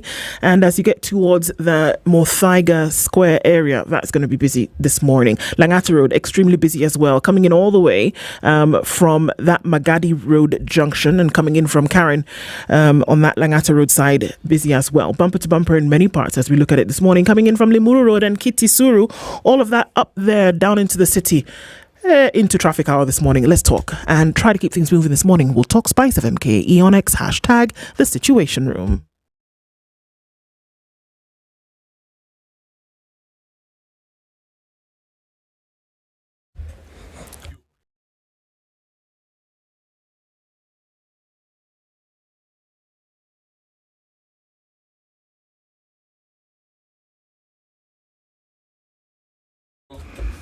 Nelson Harvey's in the hot seat this morning, and we're looking at the most recent declarations by the court that could or couldn't topple certain things.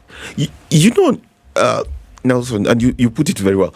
Number one, the Parliament itself, National Assembly, set a precedence by impeaching Rigathi Gachagua for reasons including breach of the Constitution, etc., etc. So one, the precedents that they've set, can we begin to hold them to it? Then number two, this Parliament has had, let's take Jubilee Party as an example.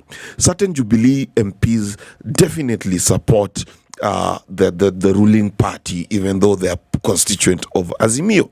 So some people listening to us maybe say that the law may say that Azimio is the leading party by majority in Parliament, but it does not have the requisite troops on the ground to actually effect its majority status.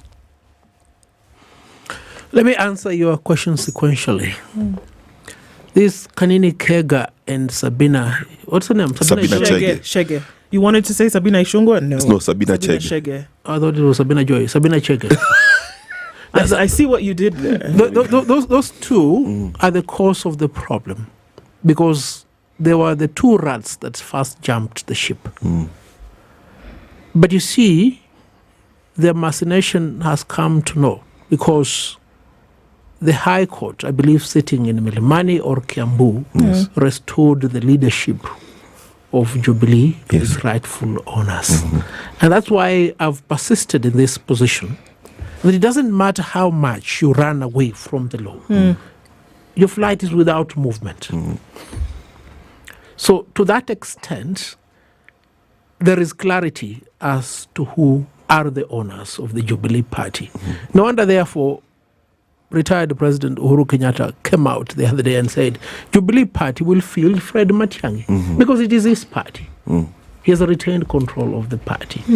And whoever had purchased these two, as well as the rest of the 14 saboteurs, paid consideration for no merchandise. And that is what the courts have said. A precedent has been set. Yes. Look, I did not agree with the impeachment of Rigathi Gachagua. Not because Rigathi Gachagua is a good person. He's the worst of the leaders we've ever had. Okay. You understand? Yes. But I agreed with this impeachment for an ulterior motive. It set the bar law. Yes. It enabled the people of Kenya to have control over the accountability and integrity tools given to them under the Constitution. This is so they have it. Yes. Unfortunately, insofar as parliamentary matters are concerned, the exercise of that power first resides in the hands of the legislators. As I said before, the motion can only be moved by a sitting member of the National Assembly. Yes. But it doesn't preclude citizens from petitioning Parliament to take action. They're least likely to take action, knowing that their stomachs have been full catered for. Right. I see this as quite a heavy decision, and heavy in terms of what also it portends, Avi. But then the question as to why did it take so long for this decision to be arrived at, number one, because then I can see what it would do in the minds of many. That initial scuffle, whether who was in the majority or who was not, because it seems to me like something pretty cut and dry. It's very clear according to the Constitution, you cannot hold this position as a Speaker of the National Assembly while at the same time holding a party position. Clear. Did it need any kind of further interpretation beyond a sit and think about it? Why did it have to go through so long? Because what it does now in the minds of people is that you're trying to topple something that has already been set in their minds. So the element of time comes into question, that for something that seems so cut and dry, like you said, really simple in terms of how the law should be able to go through, why would it take so much time for the court to make the declaration? Can I ask you a question? Me, yes. Yes. When you say something has been set in the minds of people, this thing that has been set, what do you see it as? Well, I'm looking at what speculation is, and I'm looking at what people have said, and I'm looking at the thousands of comments that have been made over time, whereby people are used to a certain individual now being in a position. People are used to certain, decisions that have been made as a result of the majority in the House. Yeah, that's what I'm talking about as set in the minds of people. I agree, and you see, often when you're stretched in negotiations, you're most likely to agree to a lesser bargain. It's natural, it's human. So the starting point is that justice delayed is justice denied. Right. And the judiciary shoulders the biggest liability insofar as this matter is concerned.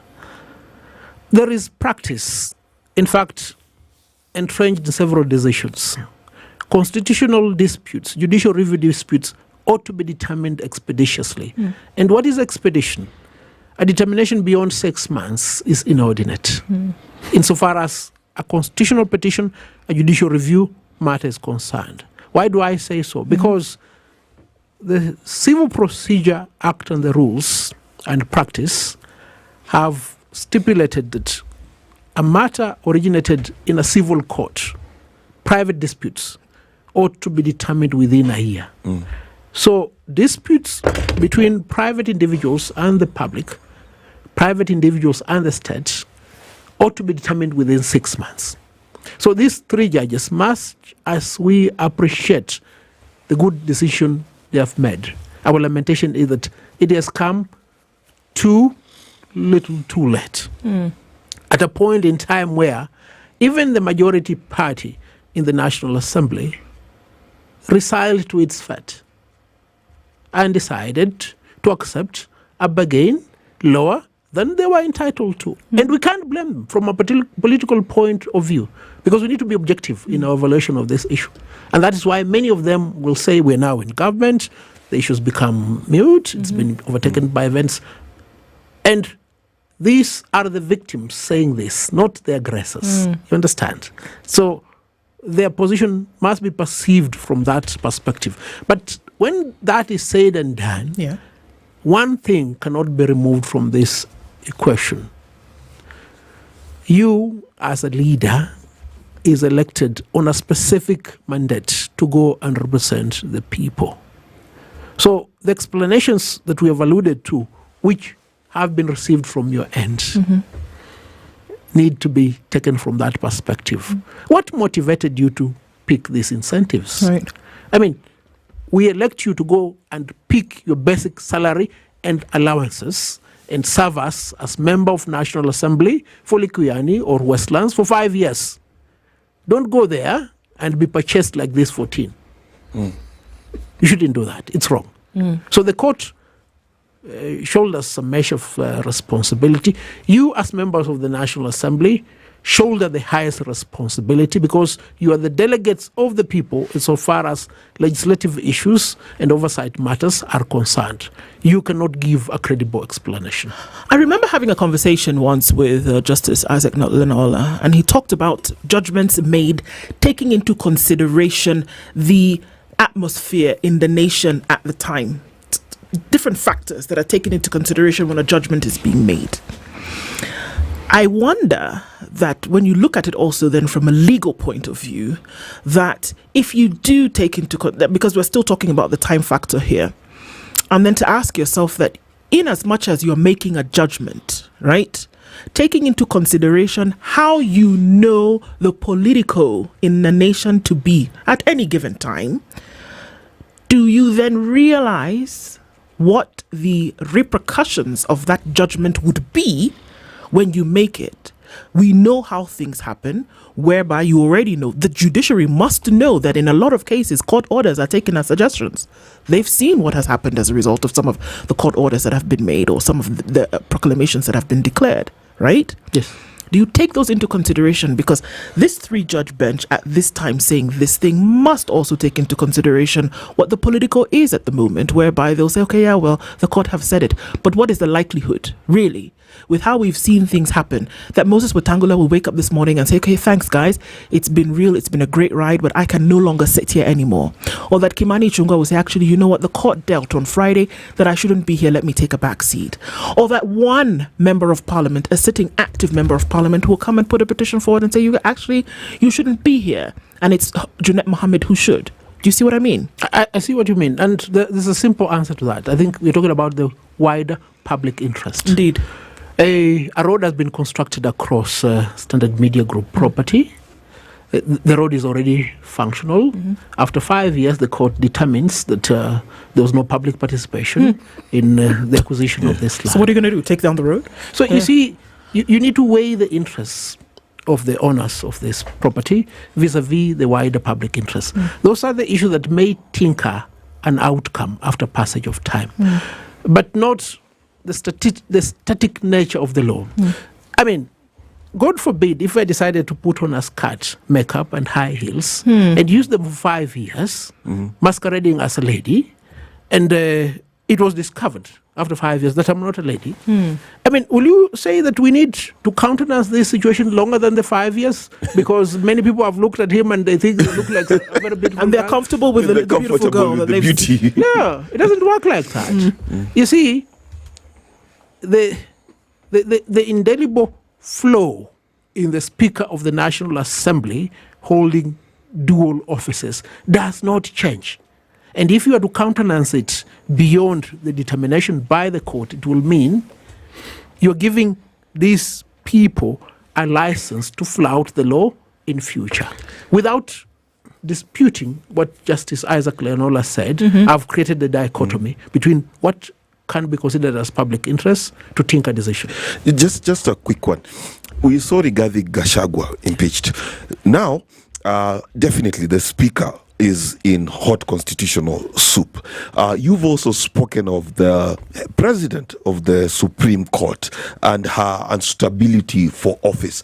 Please enlighten us on that arm of government as well. Where do you see her leadership being off kilter in terms of the constitution?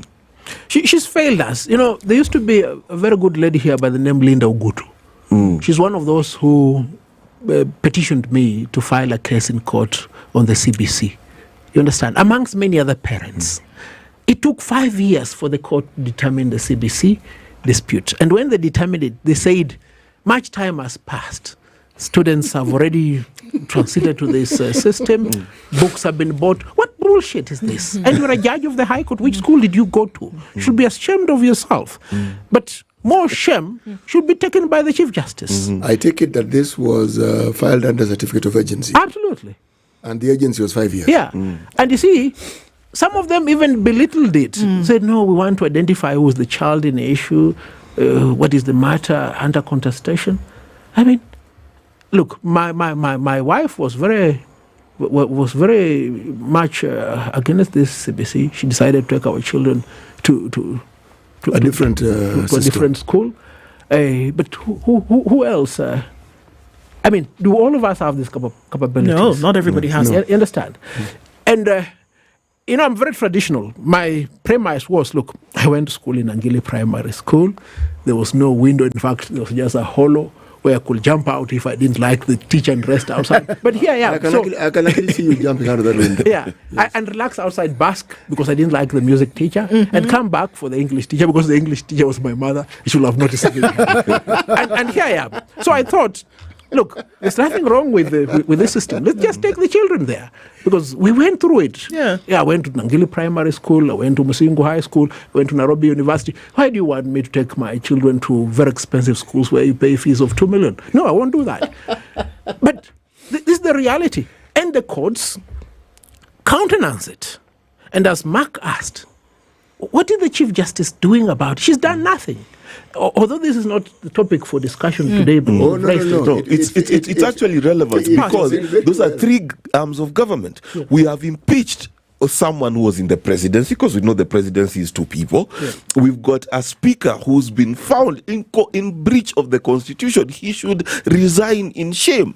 Then you have brought up issues, and there's a petition before the JSC on the president of the Supreme Court. That is the third arm of government. So the end to this debacle is this, as I've said. The Chief Justice ought to go home. But in Kenya, people don't go home.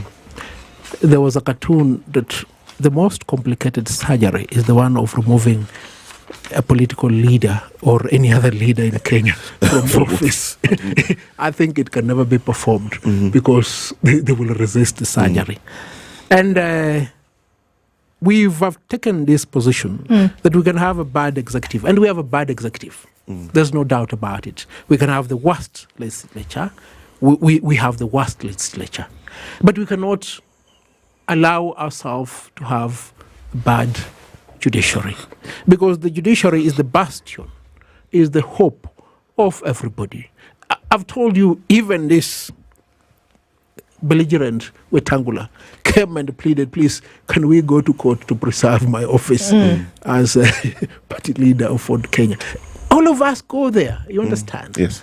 And if Martha Koome cannot guarantee accountability and integrity in the performance of judicial functions by judges and magistrates, which is quite evident hitherto, the public popular opinion, the judicial informed opinion is that she's unsuitable to continue holding the office of Chief Justice. And by extension, therefore, the many judges whose misconduct she has countenanced on account of a decisional independence doctrine coined at the Judicial Service Commission must also go. You understand? And you see, people have asked, why are you demanding the resignation of these judges and the Chief Justice? We're fighting a civil war. It is a just war.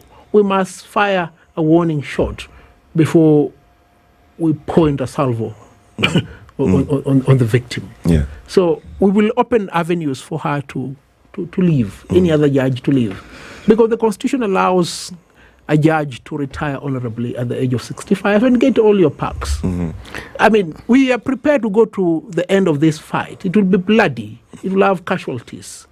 But the cost of war is enormous to everybody, the victor and the victim. That's why we are saying, much as we know we'll be the victor in this enterprise, we want to spare the government, we want to spare the people of Kenya the cost of this war. Nelson, I've always been a bit puzzled, though, because what you raises the bar for us lowly citizens and in our understanding of the law and how it works.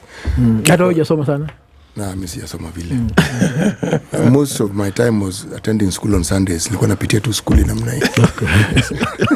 Sunday school. Napitia tu. Every time this issue comes up, the thing that goes through my mind is that there's the issue of incompetence that you bring up. Then I look at the example you've given about the CBC and the length of time it took. Given the nature of, or the import of what a school system means to the country and its future, there are very few things that can be as urgent as that. What seems to be imputed, please correct me if I'm wrong, is that whatever decisions are made because in some of these cases, undue influence is put or is placed before these judges. So their decision making is flawed. You're right. Mm-hmm. That is what I read. Mm-hmm. Now, and if it is so, there will be evidence to point us in that direction. Mm-hmm. Then there's the matter of corruption within the judiciary, which also comes up. And it reminds me of John chapter 8, verse 3 to 1. Okay. Amen. Mm-hmm. You have to let me finish before you say amen. No, amen is a comma, it's a punctuation. It's a comma. Yes. The woman who was caught in adultery, Mm-hmm. and a question was raised by Jesus that let he who has not sinned cast the first stone, and people disappeared. What happens to the lawyers who are complicit in this process? Because judges don't bring cases to themselves. Yes, cases are brought to the judges. It's in the process of adjudication where we see what is implied. I'm not going to insult monkeys and say monkey business. I'm going to say nefarious activities take place. Yes. What happens to the lawyers who are involved in this process? Because the judges are not involved alone. You're right, and you're also wrong. Mother Kome is on record as having told several of my clients, verily, you shall not instruct Nelson Harvey to appear before the Supreme Court. God forbid, if you do instruct him to appear before the Supreme Court, you will lose your cases. We have a scenario where judges determine for parties who is to represent them. And look, let me remove the case from myself because it may sound like a personalized example. Not a month ago, not far away, a month ago, Ashley Omar appeared before the Supreme Court to defend her client on a very important matter. Ashley Omar is a senior lawyer. And she was told the ban imposed on the firm of Ahmed Nasser applies to all of you, and for that reason, we will not hear you, we will not remove the ban. And we are telling your client to go and get another lawyer. And if the client does not get another lawyer, we'll rule against her. That is what the Supreme Court did. And it's documented. It's documented. So, to a large extent, corruption is perpetuated by the court itself. And we know, because gossip in the legal profession is rife. We are privy to intelligence. We know which judges prefer which lawyers to appear before them. And you saw the other day, when I made a complaint against a judge of the commercial court, I said, let's list the lawyers who deal with this judge. The following day, one of the lawyers was in court and got an injunction to stop me from talking about it. But everybody knows in the legal profession that this lawyer is the conduit for the judge. But that said and done, I've taken a judge to the Judicial Service Commission and removed that judge. And in the report by retired Chief Justice David Kenani Maraga, he recommended action be taken by the Law Society of Kenya against certain 3 lawyers who were complicit in that enterprise with the impugned judge. Nothing was done against those advocates. And you see, it's things that like this that propelled me to rise to the helm of the leadership of the Law Society of Kenya to inquire on what exactly happens in disciplinary process. Sure. So the disciplinary process of the Law Society of Kenya is the most compromised. I can tell you this without any fear of control because I've sat there. You understand? But in conclusion, 2 people wake up in the morning. One is a doctor to go and treat people. Another one is a robber to go and rob. They're both on duty. You see, you are the judge. It is your duty to do right. That these unscrupulous, corrupt lawyers, they have woken up in the morning to do wrong. It is their bad job. We hold you as the judge or magistrate accountable. You have no explanation. So this lamentation that Martha comes, corruption cannot happen without participation of the legal profession. That's nonsense. You took an oath You are paid from public funds. It's your responsibility to do right, to uphold the Constitution, to ensure the rule of law prevails. Don't tell me, have you brought me 10 million? No, it's not an answer.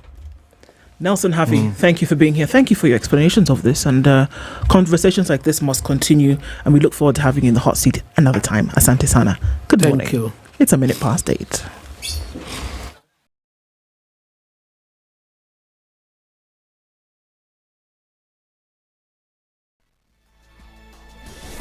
Good morning, this is the news. I'm Leah. Ubaga Senate Speaker Emmerson Kingi has announced the passing on of his father, Mzee Kingi Mwarurua. The Speaker announced the sad news in an emotional statement that recounted the highs and lows of their life together. According to Kingi, his message was, and I quote, "Dad, our patriarch Mzee Kingi Mwarurua has rested. I'm completely broken.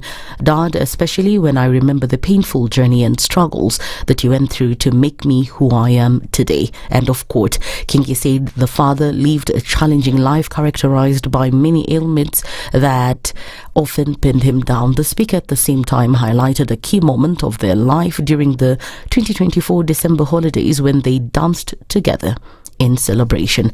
May Mzee Kingi Mwarurua rest in peace. Public Health PS Mary Muthoni has issued a stern warning to those operating beauty or cosmetic clinics without a license, that saying legal action will be taken against them. And she said that her ministry has launched a crackdown on such centers, some of which are providing services such as cosmetic surgery and other treatments against the law. Muthoni added that some of those who received such services have lost their lives, while others have suffered serious health consequences. She urged Kenyans to ensure that they only access such services from certified health workers.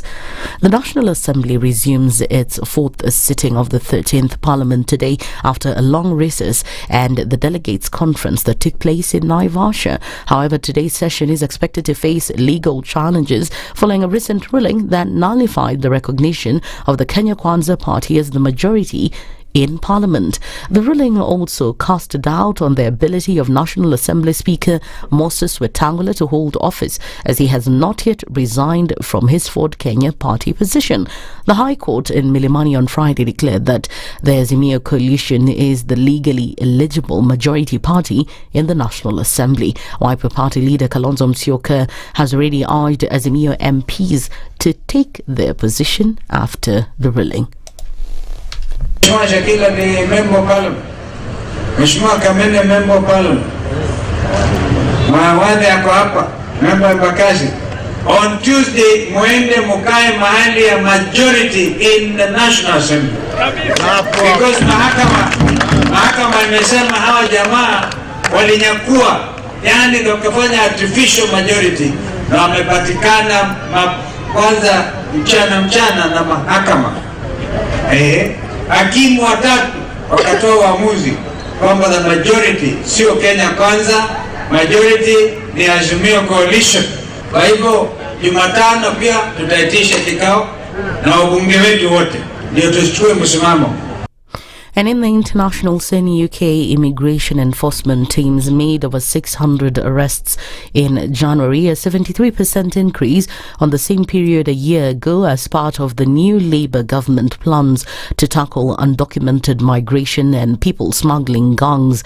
The 609 arrests, compared to 352 in January 2024, were made during visits to over 800 premises, including nail bars, restaurants, car washes and convenience stores. On taking office last year, Labour Prime Minister Starmer immediately scrapped his Conservative predecessor Rishi Sunak's plan to deter undocumented migration to the UK by deporting new arrivals to Rwanda. That's the News Wire. I'm Leah Ubaga.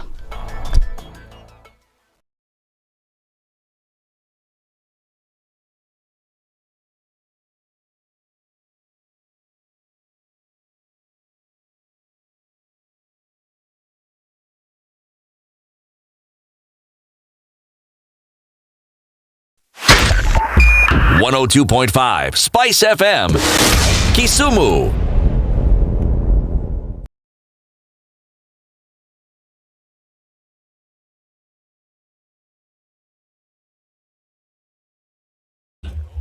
Good morning. At 6 minutes after 8 o'clock, into the third hour of Kenya's biggest conversation, and we're getting into it this morning. And we continue. Me telling you that if you run a business, or anybody who does run a business, guess what? They found the way to make sure that their payments are, number one, secure, and that they're affordable, and that there are no hidden charges, and that you can send money to 190 plus countries around the world, and you can get money in different currencies, up to 49 of them. What am I talking about? I'm talking about the platform VirtuFX. VirtuFX knows that businesses don't have that time for money to delay in terms of payments when you want to pay your supplier in a different country in order to get your goods here or into another area, when you want to be sure that the money that you pay is not going to be laden with heavy charges, when you want to be sure that your money is going to actually get where it's going, and also in good time. So VirtuFX says, you know what, we're going to guarantee that you can send money in different currencies. Check. We're going to guarantee that you can send money anywhere in the world from one business to another. Check. We're going to guarantee that there are no hidden charges. Check. And we're going to guarantee that you can do this at a fee that's affordable to you. Check. You can make sure that your business continues even when you have to make payments with VirtuFX. You want to find out more information about this? Go to www.virtufx.com. And CT, if you want to buy a house, there's a way for you to do it. You have the golden key. Well, there are many ways. There are really very many ways you can buy a house. You can save and go and pay for it cash if you want. Mm-hmm. But that, I assure you, is a tall order. You may actually die before you actually attain that particular goal. However, if you happen to be employed or you're in business and you are making some money, if you're in the diaspora, you're doing whatever it is people do in the diaspora to make money, Diamond Trust Bank has the following information to give you. One, they can offer you a mortgage. Mm-hmm. If you are in the diaspora, the mortgage will be up to 80%. If you're in Kenya, you're domiciled in this lovely, wonderful country, amazing Kenya, and you want to borrow money, you want a mortgage for 10 years, you'll be charged 9%. Mm-hmm. If you want a mortgage for 25 years, it'll be 9.75%. It will stay that way. It won't yo-yo, it won't fluctuate. If you're in Kenya, you are being offered a mortgage of up to 105%. In the diaspora, 80%. Nice stuff. Now look, all this information is simple, but information often requires verification. So please, take a little walk, go to a Diamond Trust outlet, a branch, and ask the questions. If the walking isn't to your liking, then email. Let your fingers do the walking. For you. Yes. Yeah. And email mortgages@dtbafrica.com. Good stuff. Yes. All right. So where you need to go to make sure your money is intact, and also how you can spend it to make sure your businesses are paid. And this morning we have a conversation with Fanya Mambo Kinothia, who's our guest this hour. Good morning. A very good morning to all of us in the studio. How are you doing? I'm very well, thank you. Good to have you here. Good to be here. Since the last time you came, my friend, things have been happening. Things are boiling, others are saying, etc., is happening. Where did the opposition go? Is there one? And then the courts did a thing. Boom. We had the legal conversation, the legal and justice conversation about this very same thing just an hour ago with Nelson Harvey. And then, look, there's a social aspect to it, or, the political aspect to it. Where does all of this happen? And those are some of the conversations we're having with you this morning. You've been very vocal about things having to do with governance. And so having you in the studio this morning is great. But let's welcome you with today's proverb. You'll be interested as to where CT's gone this week. And then you can tell us what you think about the proverb. Yes, we are in the Republic of... It is the second smallest country in Africa. Continental and outside the continent and in the seas. Second smallest. Okay, continentally, it is the smallest. Do you have an idea which country it is? Is that Burundi? Small country, yes, but not the smallest. Isn't that interesting? It's in West Africa. Wow. No, I'm lost. Do not worry, it is fine. It's such a small country, it is easy for you to get lost. It's called Gambia. The Gambia. Slave of a country. I mean, if you look at it on the map, you really have to look. Surrounded by one country called Senegal, but there's an outlet to the Atlantic Ocean. But they have some really, really interesting proverbs. Okay. Let's hear. Let's hear this proverb. Right. Never mind if your nose is ugly, so long as you can breathe through it.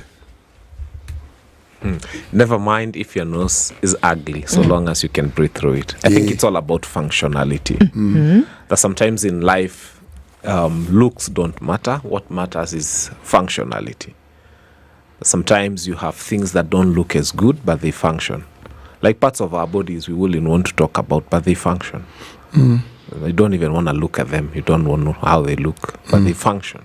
So for me, I think my take from that proverb is about functionality. Okay. If it works, then it works. If it works, who cares what it looks like? Yeah.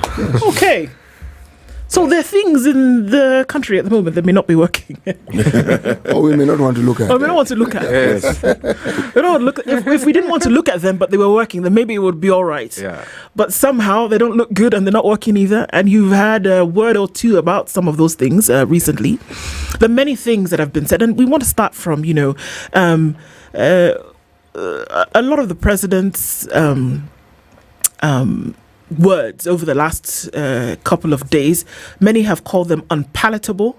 Some of the declarations made, you yourself have come out and said a number of things about, this vetting of individuals for IDs. Why must it be discriminatory? So there are many things that don't look so good, and that on the other side, they don't seem to be functioning either. Let's just do a little bit of an overview before we get into detail. Where are we going at the moment?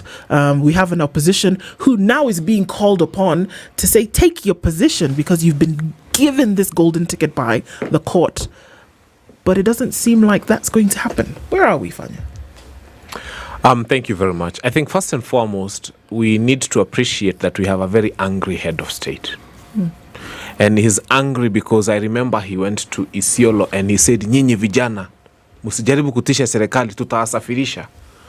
We implore him to explain to us what he meant by tutawasafirisha. Because as a country, we are deeply worried when a man who controls the entire police force, the entire army, the entire DCI and all security apparatus tells young people tutawasafirisha. We have not asked to be taken for a trip anywhere. We have not applied for any visa. Our passports are still, some of us don't have passports. Hatutaki kusafiri. So, head of state, we just want to say that we are thoroughly worried, and we beseech you to withdraw those words, because young people are now moving with a lot of trepidation when they think of kusafirishwa. Because kusafirishwa could mean one of those things, mambo ni matatu. Bingu. And we don't want kusafirishwa. So that is one of the things that is worrying Kenyans right now. On the issue of IDs being given, I've always submitted IDs are not queen cakes. They're not those things you just come and give because someone has asked for it. First, they are given to people who are the age of 18. And secondly, they are given to citizens of a republic. Thirdly, they are supposed to be free. Why are we being charged for becoming 18 years old? And not just charged. 1,000 shillings is a lot of money for someone who just attained 18. For those who don't understand, what's happening is you're punishing a parent whose child has just clocked the age of 18, because that 18-year-old has not started working. So the same parent who is going through a lot of economic hardships is being made to pay the 1,000 shillings for an ID. And then in their wisdom or lack thereof, and I believe it's more of the lack of wisdom, they decided to make it, to have an expiry date. So after 3 years, you expire as a citizen. Then you have to renew. If you are 18 years, yes, they are putting them 3 years. Just check out the new generation IDs. They have an expiry date. And you're supposed to renew your ID. So question. Yes. Do birth certificates also expire? Because the natural consequence should be your first document is your birth certificate. Yes. So that should also expire. And I told you that's why it's lack of wisdom. That's why they are doing it. Yeah, I don't know who they consulted. But then now, the fact that your ID has to expire every 3 years is very disadvantageous to a young person. Because if someone is going to live for maybe 70 years, you just need to divide by 3 years and you see how much money a young person will have spent. Every 3 years. Every 3 years, just renewing their ID to an administration that does nothing for them. So that's a horrible place to be. And so when he said that, we were worried, because I have told people, just walk around and you'll find these young people who sell coffee and kangumu, and we know where they come from. And every time you want to pay them via M-Pesa, they have an M-Pesa number and they have Kenyan names. Then you ask them, how do you get Kenyan names? And yet we know even your Kiswahili sounds like another country I just mentioned earlier in the show. And they tell you we are being registered. We are being registered because 2027 is coming. Seriously? Yes. Hang on. Because this is a serious thing that we say. Essentially, if people are being registered, given Kenyan identification, to be able to participate in an election, that's a serious thing. I'm already telling people who are interacting with these people. You see, I'm not speaking to foreigners. If this thing was online right now and people start commenting, they'll even give you names. Some will even share M-Pesa messages of people they have paid who are not Kenyans, but they have Kenyan IDs and they have M-Pesa lines and they are receiving money and they are doing business here. We don't hate them because Kenyans are very accommodating. In fact, we are very kind to foreigners who come to this country. I think the only thing we do not want is for them to determine for us who will be our president. So, and I think on the voting days, we shall have to respectfully ask them to just stay at home. Yeah, you cannot determine for us who our president will be. So on the voting day, we tell you, we know you are not a Kenyan. Please don't waste your time coming to the polling station because we don't want fracas, we don't want chaos. Just stay in bed, stay there and watch the results. Then tomorrow you can continue selling kangumu and chai. Don't even come to sell kangumu to us on that election day. We are fasting because we are fasting from we just want to remove a horrible administration. So yes, that is a sad situation. And I was telling, look at it this way. The people who abducted the chiefs and took them outside of this country will soon cross the border and come and apply for Kenyan IDs. By virtue of? Because there's no vetting. They'll just say, I'm Somali Kenyan, I'm Somali, Somalia. So how do you distinguish between the two? So if the president scraps the vetting process, it means anybody will cross from that side after having abducted some chiefs, come and get a Kenyan ID. With a Kenyan ID, what does it mean? You can get a Kenyan passport. Yes, you can. With a Kenyan passport, it means you can walk to the American embassy and look for a visa to the US. And when you go to the US and abduct chiefs in the US, if they have chiefs there, then you'll have abducted them as a Kenyan and not as a Somali. So we need to be very careful because what will happen is that other countries, Germany, US, France, and all the others, will have a very, very difficult time trying to give visas to our people because they'll be telling our people, how do we know you're Kenyan or you're a Kenyan who has been abducting chiefs and taking them into another country? Fanyamambo, first, it is 10 years. That's when it expires. That's the official line. But that notwithstanding, the question I have, because it is, for me, very critical. My relatives living in Bungoma have been going through vetting to get IDs. Right? And it's been difficult for them to get it because you have to find certain birth certificates, certain documents, sometimes up to grandfather. So there is the idea. Does the chief also come in? Yes, the chief also comes in. Yes. And sometimes even your local pastor as well. Yes. Yeah. So it makes sense to abduct the chief. So there's been the thought that I was born in Nakuru, so I didn't have to go through all that. So there is the thought that it is discriminatory to vet a Kenyan who's living in Bungoma, Mandera, and not vet one who's in Nairobi. So how do we balance that? How do we balance the fact that every Kenyan has a right to access the same services? Please go ahead, finish what you're saying. And then this connection of foreigners and possible rigging in 2027. If you get this Burundians, as it's claimed, Somalians as it's claimed, how sure are you that when they get to vote, they'll vote for you? Because they already have the nationality they want. What are you going to enforce to ensure they vote the way you want? But we use this word vetting. What on earth is it?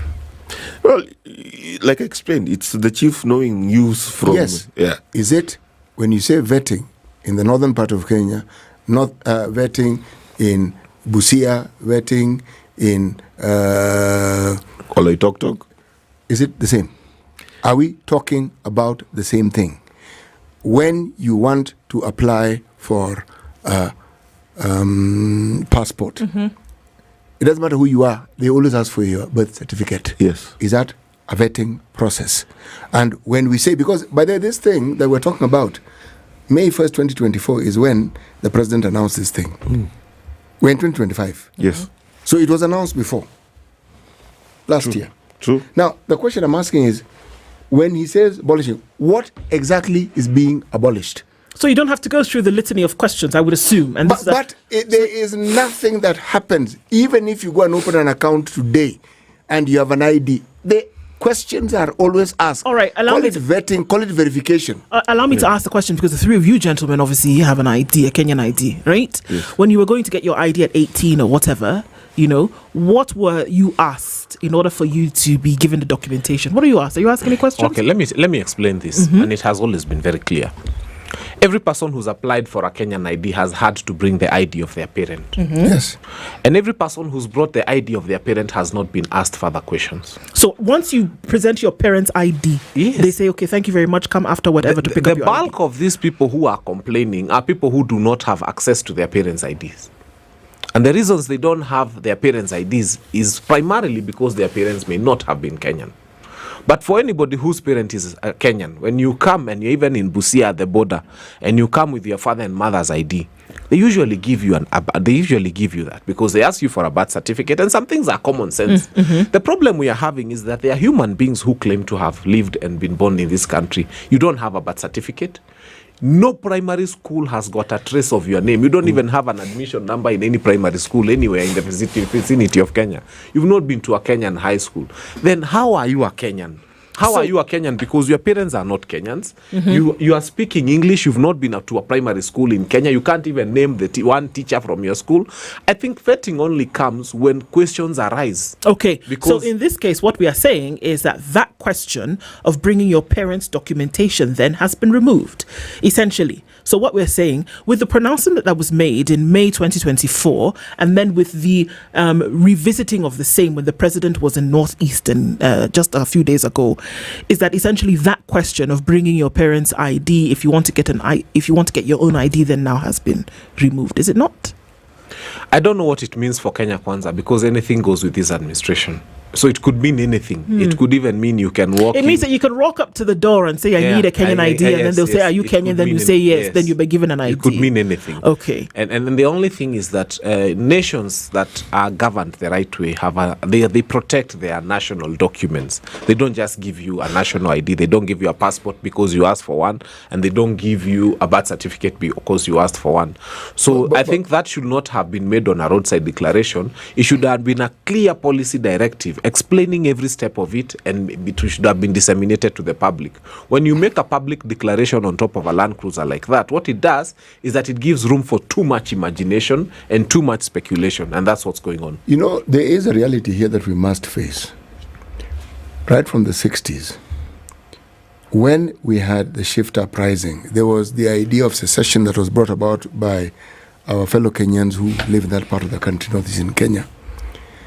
The verification or the vetting process was actually discriminatory. If you know exactly what was required, people who were Kenyans but of Somali origin even had an alternate card, ID card. The truth is they were not treated like other Kenyans. Even if you are a Kenyan, they were not. Now, when in 2024 that announcement is made, then I have to ask the question. So we are saying that over all this period of time, what has been normal for other Kenyans to get an ID has not been normal for them. Because the requirement of your father's ID or parents' ID is normal, or a birth certificate. If you don't have it, that's when they go to school and say, which school did you go to? Exactly. Or which church did you go to? Somebody has to verify that you actually ask who you say you are. Which is why I'm saying that we must be careful here, because I needed to clarify that when we're saying that all vetting parameters have been removed, is that actually what was said by the president? Thank you. Did he actually say that we are removing vetting parameters for our brothers and sisters in northeastern Kenya? And if we're removing them, what about the other Kenyans and what about who the have other to provide Kenyans whatever? Who still have to go through vetting? Yes. Is that what was actually said? And I think we need to clarify for that. For something which has such security implications like an ID, because with that ID you can do anything. So it's not just our brothers and sisters from northeastern Kenya, the whole country. How do you remove the vetting process? Why? How? You know, this question is difficult, CT, and the difficulty is this, that once again, and this was your dear Mr. President last week on Friday, once again, we are talking about vetting and its removal, and we don't know what is being removed. Yes, we don't. We don't. So, Hanyamambo said it correctly. You can just figure out what you think it means, yes, and then apply what you think it means. Because, yes. But prior to that announcement of 1st May 2024, this problem of registering people who are non-Kenyans and giving them IDs and passports, this has happened. Yes. It happened in the Kibaki era. Post 2007, the Nusumkate government. This is true. Happened. Yes. And it happened alarmingly. Yes. Okay? But at that point in time, you would speak and then it sort of like vanished. Okay? Now, a lot of the problems that we now have with cross-border crossing, especially from the northeastern province, it is said that those are the things that have made it impossible for us to secure our borders, because somebody has the documentation that indicate they're a Kenyan. Yes. So they can come in and go out. But then even as that is said, you have to pause and ask the question. So if we know that was a problem, yes, why then do you now appear to be making a statement that puts us in even greater problems? Because the vetting and the increase of it was because the moment our forces crossed the border and went to Somali, we invited a problem we didn't have. Yes, and you know, it is so critical, Fanyamambo, and you're a lawyer as well. Every country guarantees the right to identification. I think it's part of international law or something, that you're guaranteed to be identified. It is a human right. But every country also has a process by which you get to be identified by that country. So could you tell us what is the legal best practice and how should we move forward? You know, if we are to hold the government to account, what standard should that be? I think first and foremost, for us to be able to hold the government to account is to tell the head of state, please come out of Land Cruiser tops and go back to your office. Because policy decisions are supposed to be made in the office. When you come on top of a Land Cruiser top and make such a far-reaching statement, what it does is that it creates room for a lot of noise.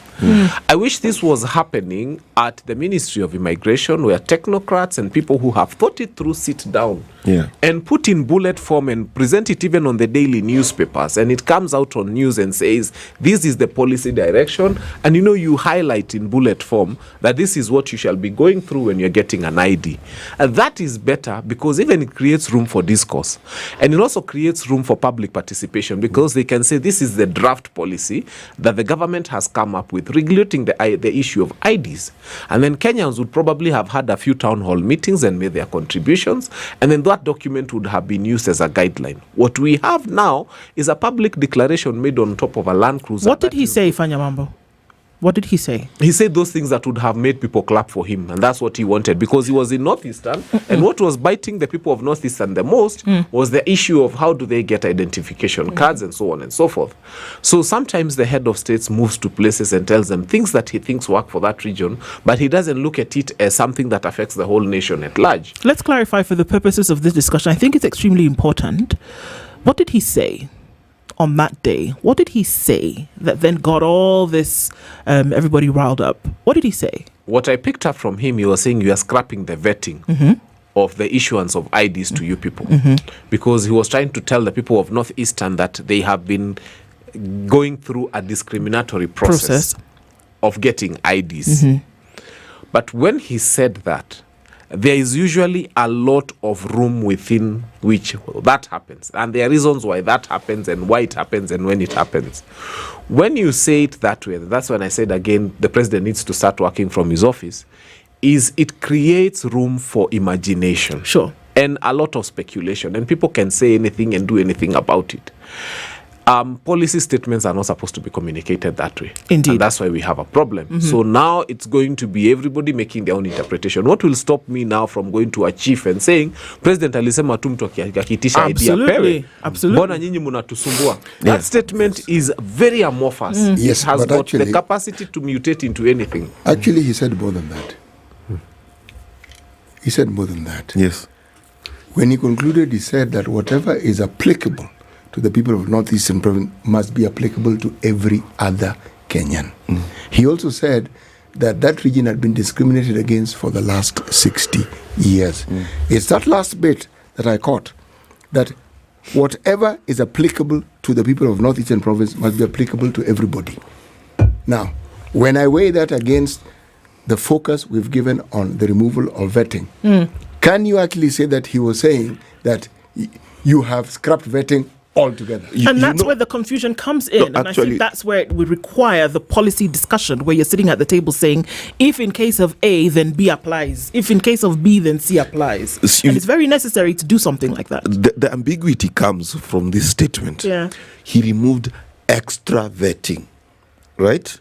Now, that term extra vetting is also not clear.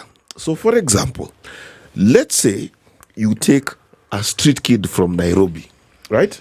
Doesn't know his parents, lost contact many years ago, does not have parents' ID, does not even remember their names, and is looking for an ID, right? By practice, let me not say law because I don't know exactly the details of the law. By practice, that child will undergo extra vetting. They'll try to find a background by which to identify. They'll try to connect the dots. Yeah. So when you say you've removed extra vetting, it does not clarify what exactly it is that is being removed, because at the end of the day, every government has to find a way of verifying what's the difference between Okoh and Bichachi. Right? What is Ndu's status in Kenya? What is Bichachi's status in Kenya? So the political question becomes, Fanyamambo, you've alluded that this is to rig in 2027. Please connect the dots for us. Okay, first and foremost, there's already a declaration that the census results of 2019 need to be repeated, but in specific areas. Yes. For as far as we are concerned, census is always done every 10 years. Yes. What is so hard in waiting for 4 years for 2029? If the census results are just results, because you see, number one, why do you want that counting of people to happen before 2027? Is because there's an intention to declare that there are more people in specific regions than we actually think there are.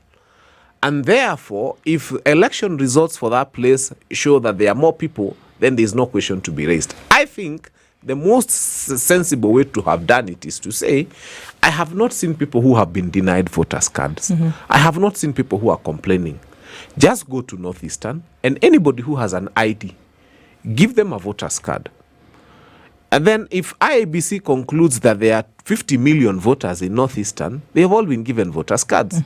But when you start by the idea of trying to first declare that the population is higher, because that's what they want to do, what you're trying to do is to start preparing now people for the general election and to tell them, look here, before we go into the general election, we've just discovered a new Tharaka-Nithi called the Northeastern Province that has got the capacity to swing votes and change how election results happen. I think in all fairness, let us wait for 2029. If already we have problems with budgetary constraints, we can't even constitute IBC in time to do boundary review. Why do we want to get money to be able to where are we getting money from for counting people? Why don't we take it to free primary education and so on and so forth? So the allocation of resources right now to count people is a useless process. And why should it happen before 2027? We can wait for 2029. It's just 2 years after that. But in the meantime, what we need to do is the democratic right to have a voter's card cannot be taken away. So anybody who is 18 and who applies for a voter's card, let them be given a voter's card. To be able to vote from anywhere they can or should want in the country. Yes. But this nonsense of counting people right now is a bad idea. No, so okay, I want to take a break. I want to take a break and we can come back and review that question, Mark. But before that, how about you tell us how? I mean, speaking about numbers, right? Yes. There's 1 million people who enter the job market every year, and perhaps a little bit wanting here and there. How's that being sorted? Do you know the thing is that KCB through the Tujajiri program has interesting statistics, and they have trained over 35,000 people, given over 126 million shillings worth of loans to these striving businesses. So this is a Tujajiri program is an entity that has proven itself. It has a track record. And if you're listening to me, you are a young person and you want to start a business, you want to go into any vocational kind of self-employment that you want to do, KCB has a track record. It has the results. We've had people here who've talked about their flourishing businesses subject to KCB Tujajiri, and on top of that, they'll actually give you a business toolkit and be able to incubate your business. On top of that, they're willing to give you capital in loan form to be able to access your dream. So what do you need to do? KCB Group /foundation. Go there, find out about it, and let's get people to jiajirid, if there's such a word. There you go. All right, so we're taking a break at this point. And remember that this is a break where you can grab a cup of your favorite Delamere yogurt. It's real fruits if you're having the strawberry, real vanilla pods, wild berry, choco chips, lemon biscuit, pineapple coconut, pear caramel, apricot, orange, and honey. Whether you're taking a break from the gym or you're taking your breakfast on the go after a workout or when you're taking a study or a work break, Delamere yogurt is the perfect companion for those fantastic moments.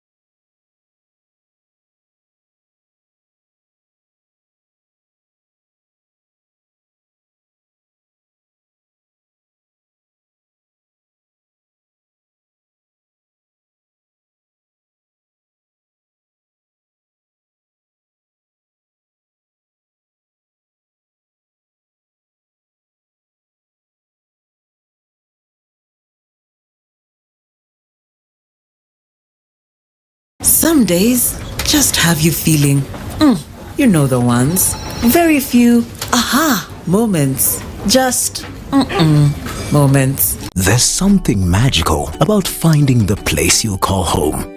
The place where every laugh echoes, every meal feels like a celebration, and every day brings new memories.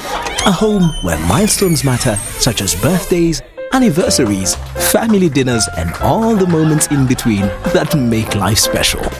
At DTB, we understand that a home is not just an address. It's the place where you build your life.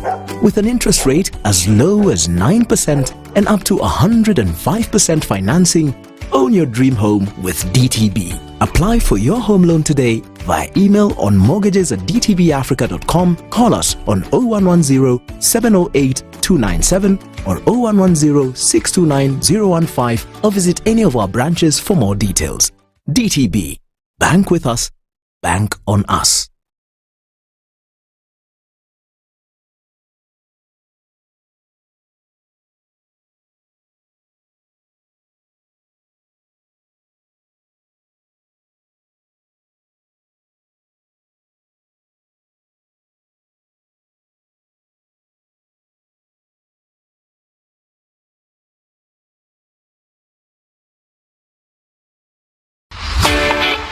Running a business in Kenya and struggling with slow, expensive cross-border payments?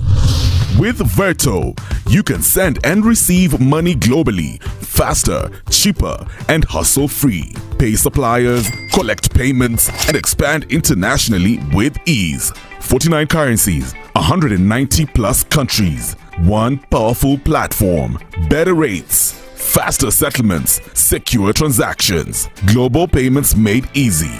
Sign up today at www.vertofx.com. Verto, your global business payments partner.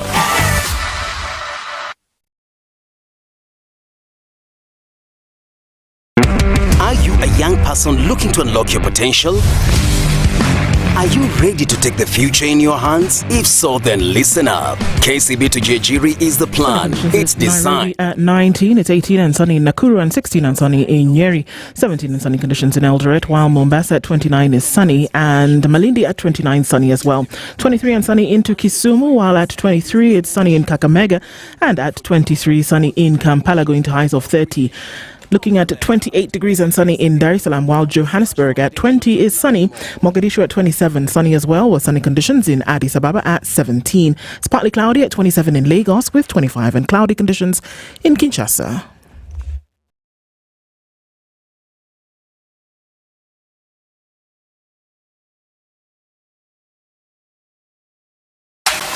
The weather with SpiceFM.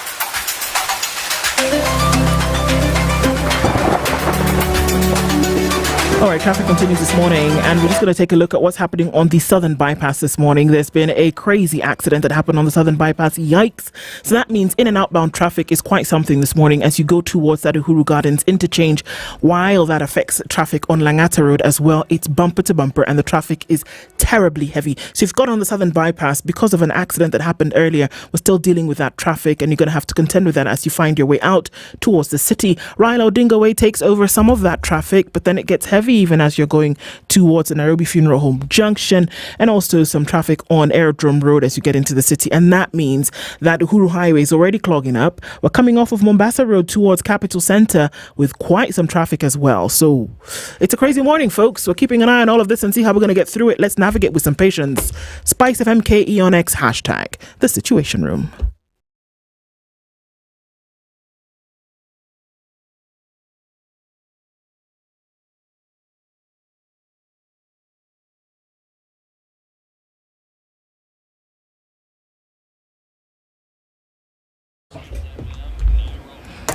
It's 17 minutes to 9 o'clock. Fanya Mambo Kinothia is our guest this hour, and we're looking at a number of things that are happening in the country at the same time. And the question is, so then after that, what next? So many conversations bubbling at the same time. We're looking at the headlines and listening to, some of the proclamations made by, government. And I said, you know what? The lines upon which we cross these things can be very dangerous ones. They can be dangerous ones when we look at what conflict is made of, So should we be having those conversations? Should we be pointing ourselves in the direction that will bring some kind of division? And then also listening to the sentiments of the president in the last couple of days. More importantly, what we hear coming out of the courts recently, whereby there is an opposition or there is no opposition, whereby we say government is one big dinosaur and we are going to have to, deal with it like that. But when we talk about the need to have citizen-centric governance, talking about some of the things that you talk about, Fanya Mambo, how do we navigate these waters from your point of view?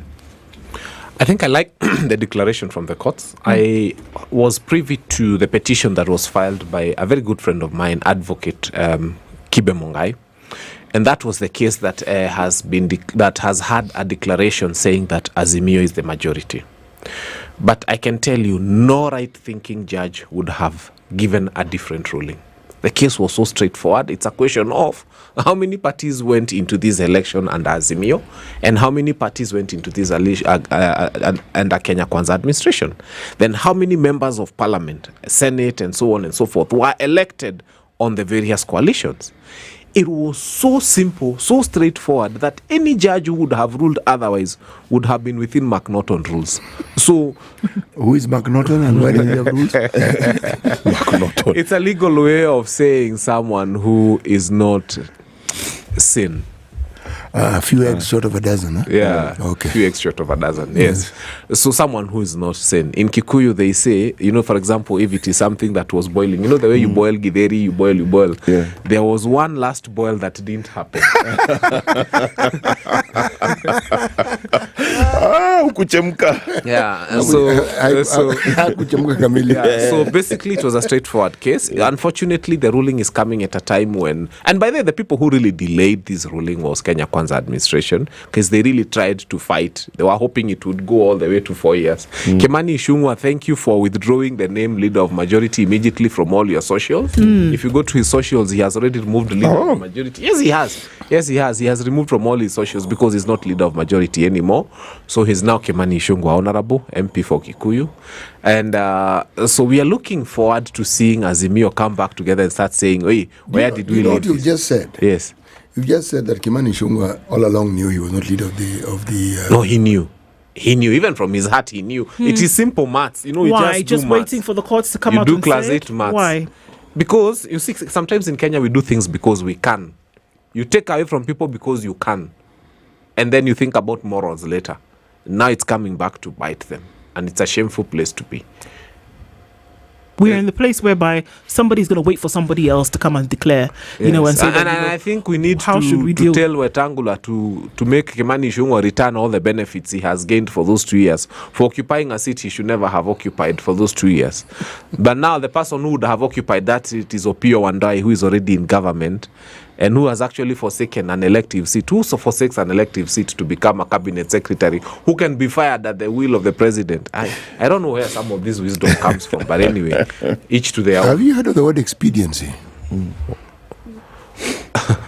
Yes, you have. Now, expediency and what you call common sense may not necessarily sit at the same table and agree. Yes. But it takes precedence when somebody understands what it is they hope to gain from it. Now, whether it will last is a completely different matter. Yes. But at the time that decision is made, it is clear that one can see some benefit. Now, whether it turns around and it becomes green and moldy, when it does, it will be dealt with then. That is the same attitude that I believe we have witnessed with regards to Uhuru Kenyatta, William Ruto, disregarding court orders as though they were simply suggestions. Those things come now to bite because there is a rule of law and there is a constitution. It may have taken time, but then, as we say, here we are. Yeah, but CT, you forget that that MP position he left still lies vacant. There's been no by-election. There's no IBC. Yes. So for him, if he's fired, there's nothing that stops him from running again, my friend. Until they bring IBC. Yeah, but you know that until, my friend, they've started the selection process. No, my friend, that's where you go wrong. IBC was selected a long time ago. What we were fighting about is the selection panel to come and select IBC, which had been pre-selected in the minds of those people who pre-select IBC. Let me tell you, there's no way you will come and create fights. The reason we were fighting, actually, we were not fighting about IBC. You will see, there will be no acrimony about IBC. We were fighting about the selection panel because we couldn't agree on the selection panel. Otherwise, from where I sit, IBC was constituted a long time ago. And politicians don't like surprises. There's no way they'll allow such an important process to be controlled by the people they cannot control. So this process, this selection panel was coming to sanitize what they have pre-selected. If I'm to believe what you're saying, then they have learned nothing. No. Why I'm saying they have learned nothing. Because, look, every time when we moved from the Election Commission of Kenya to IEBC, when we then decided that it's political parties who will choose individuals to represent us, the understanding is exactly what you've said. Yes. But has it worked that way? For them, they don't care. You see what happens, and I wish to advise anybody who will appear before that panel to make sure that when you go even for for parliament, when you go for vetting, just make sure you're number last. Our politicians have a way of picking the last two and presenting those names to the president. If you score very highly, you definitely don't stand a chance. If I was to be selected for IBC commission, I would make sure that in the interview I'm number last. Somebody who has got 50% has a very high chance of becoming the chairman. Why? Because 50%? Because you need to look at what Chebukati did. Chebukati was not the best.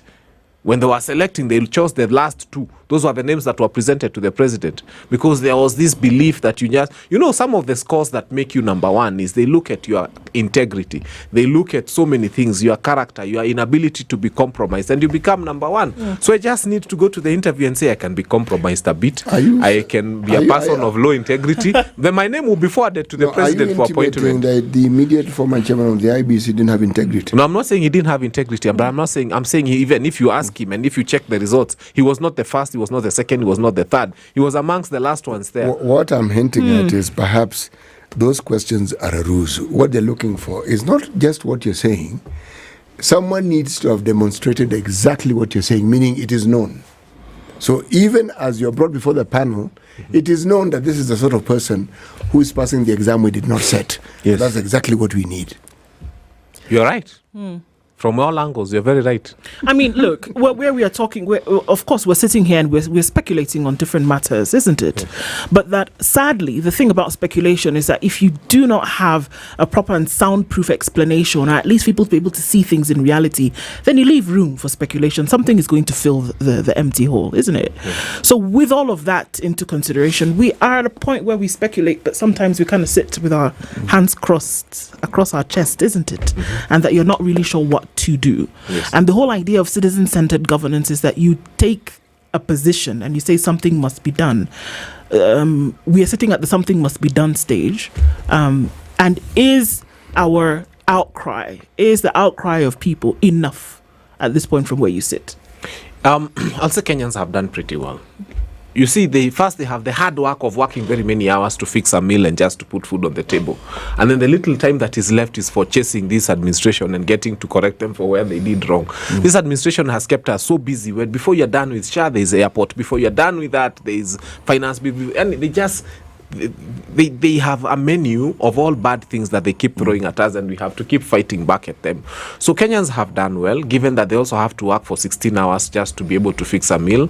Kenyans have done really, really, really well. In fact, and then there's a lot of energy that goes into trying to correct this administration.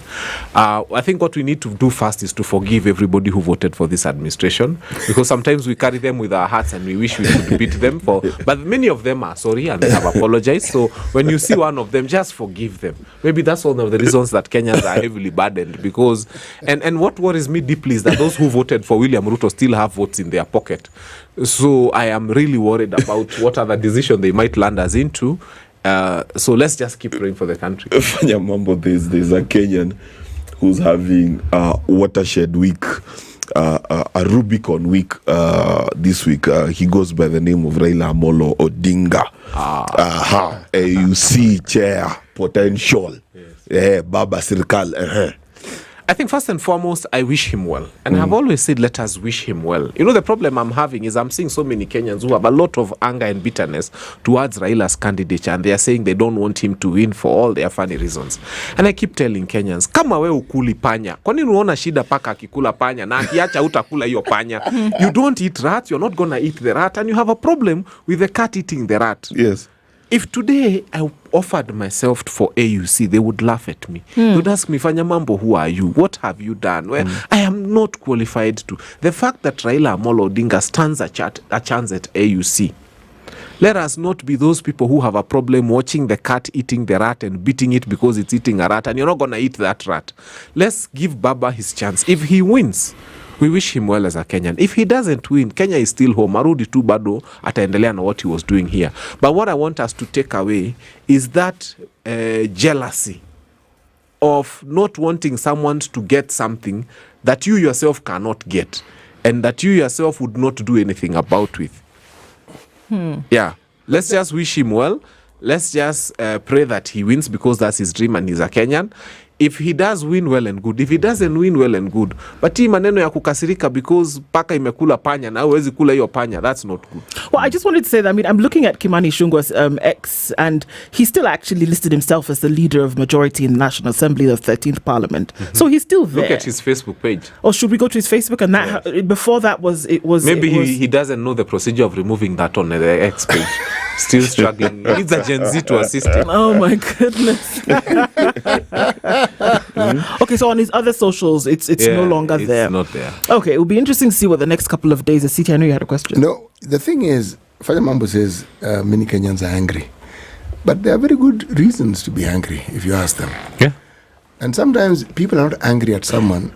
They just need to find someone to direct their anger at. Okay. The political stage that we as Kenyans exist in, unfortunately, has not changed much with regards to how we respond to the processes of electing our leaders and whom we like or whom we don't like. Now, one of the things that this particular government has afforded us, inadvertently, of course, is an opportunity to actually look at the way we do things political in this country. It has afforded us an extremely good opportunity. Now, whether we're going to take advantage of that opportunity, as I say, time will tell. Because the question, in the absence of the government and all the ills that we lay at its feet, do you really think if it wasn't the way it is that we would be having these very vibrant discussions we keep having about issues? You know, we can have vibrant discussions about how the government has done so well and how it can do better. Those are conversations we could have anyway. But we are not having them because we have an administration that once it's in office, like now there's a finance bill coming. And their deepest worry is, now this time around, we can't raid city Muga's pay slip anymore. He's awake. Yeah, because now he's awake. We've not had a government that was saying, hey, we earned 10 shillings from tourism. How do we make it 15? We've earned 11 shillings from coffee. How do we make it 35 shillings? We've not had administration that runs Kenya as a business or that runs Kenya as a going concern. It's always about the pay slip. It's always about traditional places from where they've gotten money. Governments that have brains are having conversations around, wait a minute, how much does Kenya get from selling her flowers in horticulture? And what can we do, for example, so that Kenya begins to make more money from horticulture, then we don't have to tax Kenyans more? I'll tell you a very simple example. Why is animal feeds expensive in this country? It's expensive because to make animal feeds, you need protein. What's the richest source of protein that they use to make animal feeds? It is soya. Then you go and ask yourself, what is soya? Soya is a bean. It takes 3 months to grow. Kenya imports 140,000 metric tons of soya against a demand of 150,000, which means Kenya only produces 10,000 metric tons of soya. Now, I think government would have said, wait a minute, what is soya? It's a bean. Why are we importing 140,000 metric tons of soya? And we have a minister for agriculture. Then the question becomes, and by the way, just multiply 140,000 metric by 100 shillings per kg of soya. Then you'll see why our animal feeds is expensive. We spend billions of money just importing a bean. And so, which we can grow here. Which we can grow here. So we don't have a government in place. We have people occupying spaces of leadership, but they are not leaders. Is there a time in this country when we've had a government that understood this simple principle of the soya and implemented it? I actually happened to have sat on Kenya Export Promotion and Branding Agency, and one of the things that I know for a fact, that the intelligence and IQ of the Kenyan civil servant is without fault. I met some of the smartest people that actually think about these things. The problem is we have politicized and infiltrated corruption into the decision making of our country.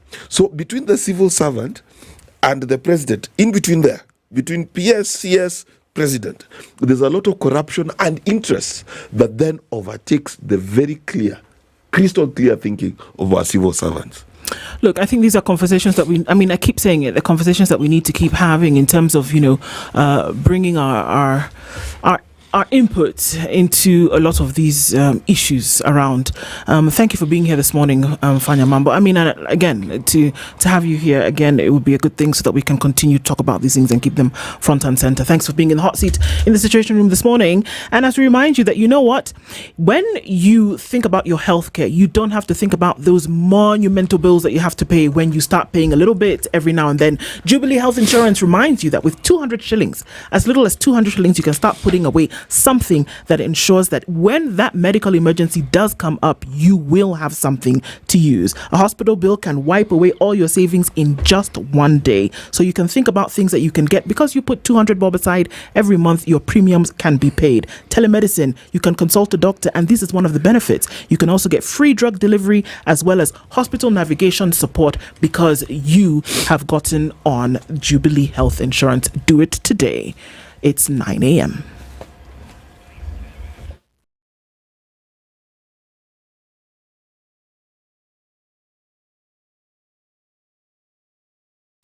Good morning, this is the News Wire. I'm Lydiah. A number of legislators have dismissed a court ruling that stripped the majority status from Kenya's ruling party Kenya Kwanza, terming it inconsequential. While appearing on a local TV station, Ugenya Member of Parliament David Ochieng opined that the ruling is impractical since political factions have metamorphosed and Parliament should be mandated to iron out the standoff. Echoing his sentiments, Laikipia woman representative Jane Kagini noted that many parties have left the Raila Odinga-led Azimio La Umoja coalition following the outcome of the 2022 general election, adding that Kenya Kwanza will stage a defense against the ruling. You cannot force people to be where they don't want to be, or parties to be where they don't want to be. So for me, I would want to agree that a decision which I personally disagree with, and I'm hoping our side is going to demonstrate whatever reasons they have at the appeal stage. But that said, I would still think the ruling is overtaken by events, because just as my colleagues have stated, many of these parties have left. And I remember most of them raised issues of coercion, been under duress for them to have remained in Azimio at the time. On his part, Elders MP Aidan Keenan held that the decision is a political sabotage to the ruling party, adding that the decision to declare Kenya Kwanza majority status was founded on the realignment of political allegiances before the election of Speaker Moses Wetangula and hence remains accurate and undisputed. That judgment attempts to micromanage Parliament, attempts to deal with political issues that ideally be left for politicians. The court does not operate in a vacuum. The court operates within the realm of the Kenyan society. The numbers were determined based on the realignment and alignment that took place on or before the election of the Speaker and the decision to decide which group formed the majority or minority actually was. And therefore, I entirely assert myself with what the decision reached at that particular time. The Orange Democratic Party will today hold special prayers at the Bomas of Kenya over Raila Odinga's chairman candidacy of the African Union Commission. This comes a day after another prayer service was held at the House of Grace Church in Kakamega County, where various leaders led by ODM Chair Gladys Wanga were present. According to Wanga, who is also the governor of Homa Bay County, Odinga has campaigned well and many states have promised to elect him. Tumemwombea pamoja kwamba ikifika Saturday mimi nilikuwa nasikia ingine tulikuanga tunasema kwa TV pale Tuesday mara hii Saturday Mungu atuonekanie as a people of this country and as a family of ODM for the struggle that we have had over the years, because mahali ambayo tumefika, baba amemaliza kazi, ametembea, amezungumza kila mahali, president amempeleka mahali mengine, amefanya yote. Sasa ndio tunasema be still. That's the News Wire. I'm Lydiah Ombaso.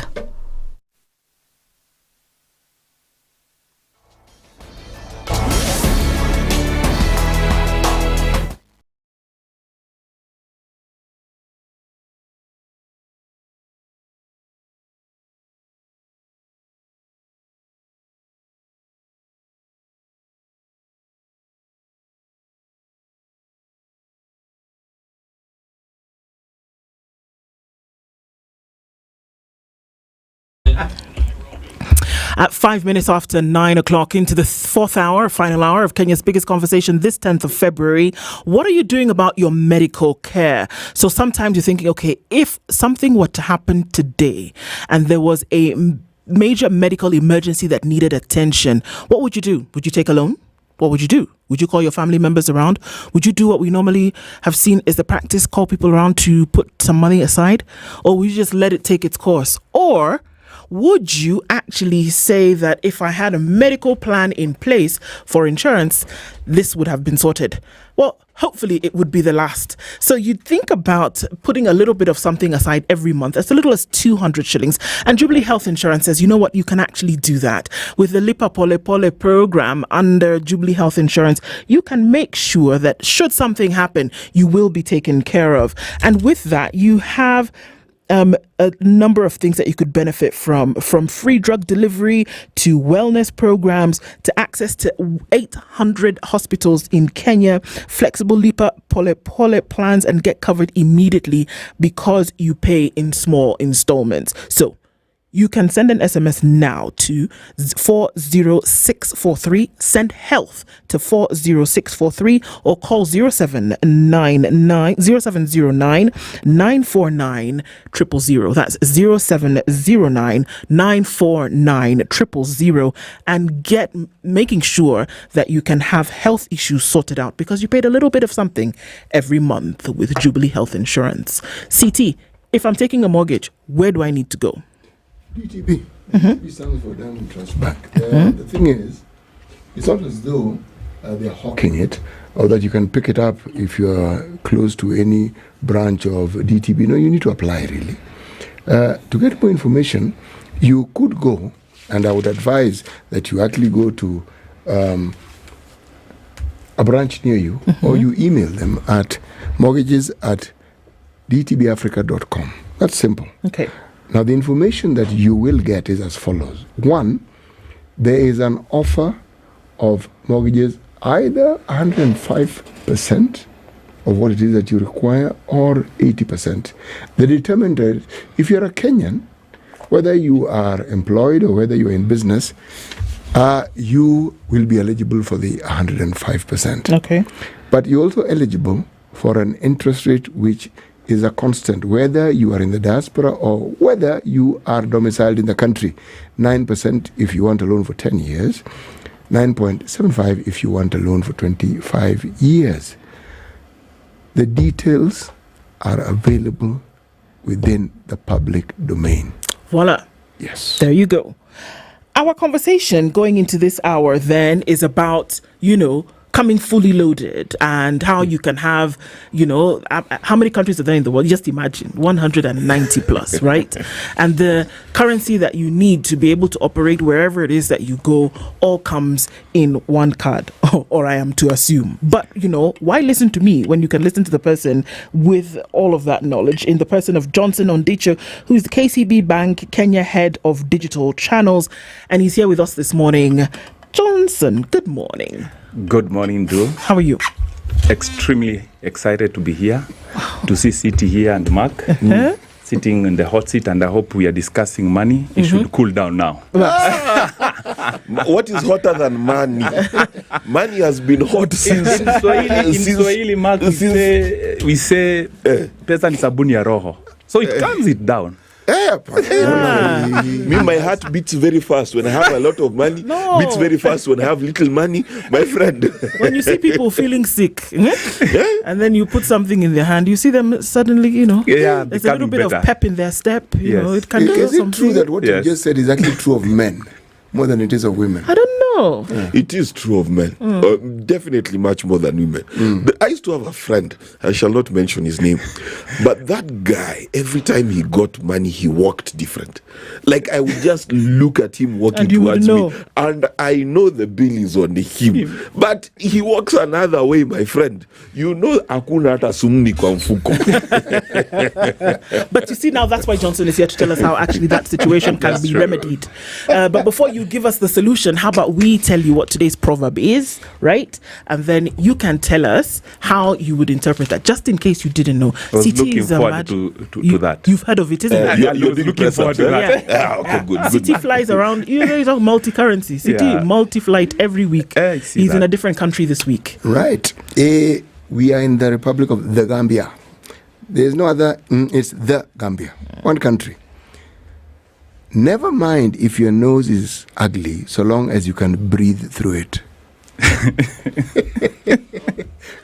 First of all, CT, ugliness, nose, is a very controversial topic. You know that. First of all, they always say that beauty in the eyes of the beholder. So they keep who saying. said that? Or the beer holder. Yeah, or the... I didn't say that. So that nose probably for another person means the world to them. Yes. So who defined this ugly? So that is the first question probably. But for me, it is aesthetics versus functionality. Okay. Looking at my world. Yeah. So what do you need? Does it look good or does it function and gives you the utility that you need? There we go. You know, Go ahead, Mark. No, you know, I was just about to ask him that he says he's coming fully loaded, right? Is this fully loaded of his beautiful, or is it according to the beer or beholder? Well, the issue of in the eye of the beholder. Beer holder. How then do you explain when someone says this person looking at me with his nose? Where do you go? Okay. Well, not to Senegal. All right. So, Johnson, this morning we're talking about essentially, coming fully loaded and how you're able to then, because we're in a world where everything is connected, isn't it? That where we were before, we would be able to, you're in one little space, you pay your Kenya shillings, you do your thing, you go. But now the way the world has opened up, you find yourself at some point or another making payments of an external nature, that you need another different kind of currency, and you have to ask yourself, okay, so how am I going to do this? I may be preempting, but let's just start off with, okay, so here we are. Thank you.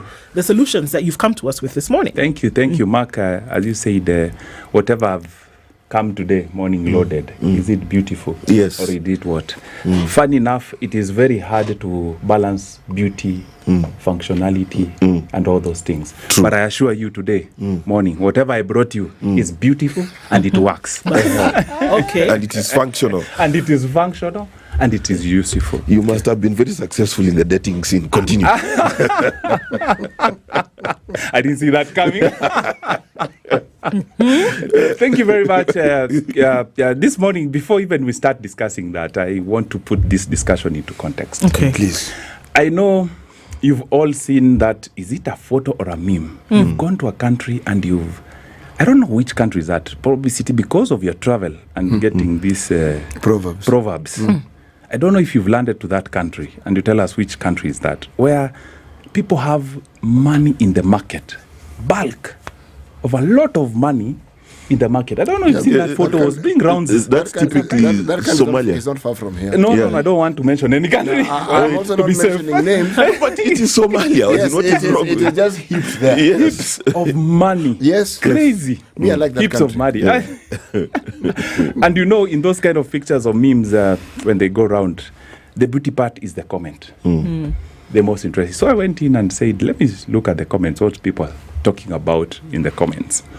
One guy commented in Swahili. I will mention, then will translate. Her command of the language is quite impressive. Fantastic. Akisema, they said, ukienda hapa na 5K utatoka na gunia nusu ya pesa. 5K shillings. Yeah, Kenyan shillings. Yes. Will be given a half a sack of money. Yes. And that's where we start from. Imagine you travel to a country like that with 5K. You're going probably to just tour or work and everything. And you go to exchange money and you're given a half a sack of money. Where do you start from? You even carrying around, you're there for 2 days. Yeah. And it's 5K and that's what you need to purchase. Yes. Let me tell you, 2003, I'm in Zimbabwe.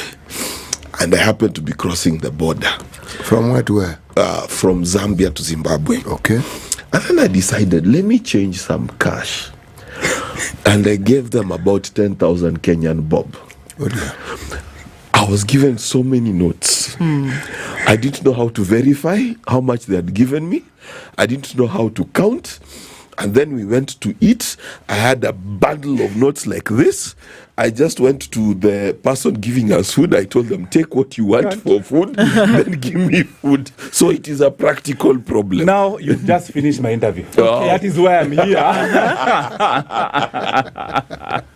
Because anything that we build, we think about the need, the pain points. Because when you land to these of the some of these countries, that is the experience everybody gets it. And it's a very anxious moment. Because first of all, you don't know even the exchange rate. You don't know what currency feels like. Are they real? Is it, have I been given all the amount of money? Yeah.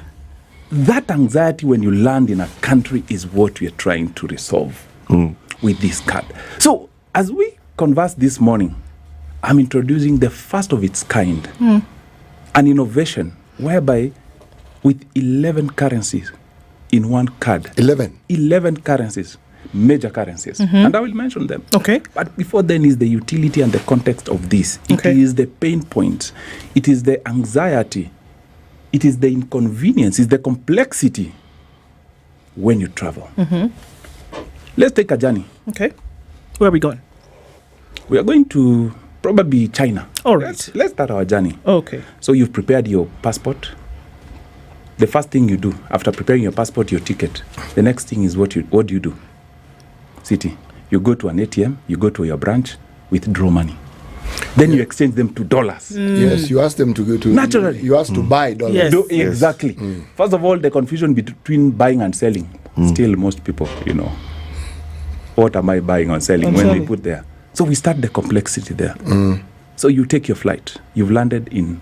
Let's talk about Guangzhou. You see, China is tricky because now... Where are you going to buy their currency? Exactly. It's called a yuan. Yuan, Chinese yuan. Where are you going to get it? I picked it specifically. How does it even look like? Exactly. So where do you go?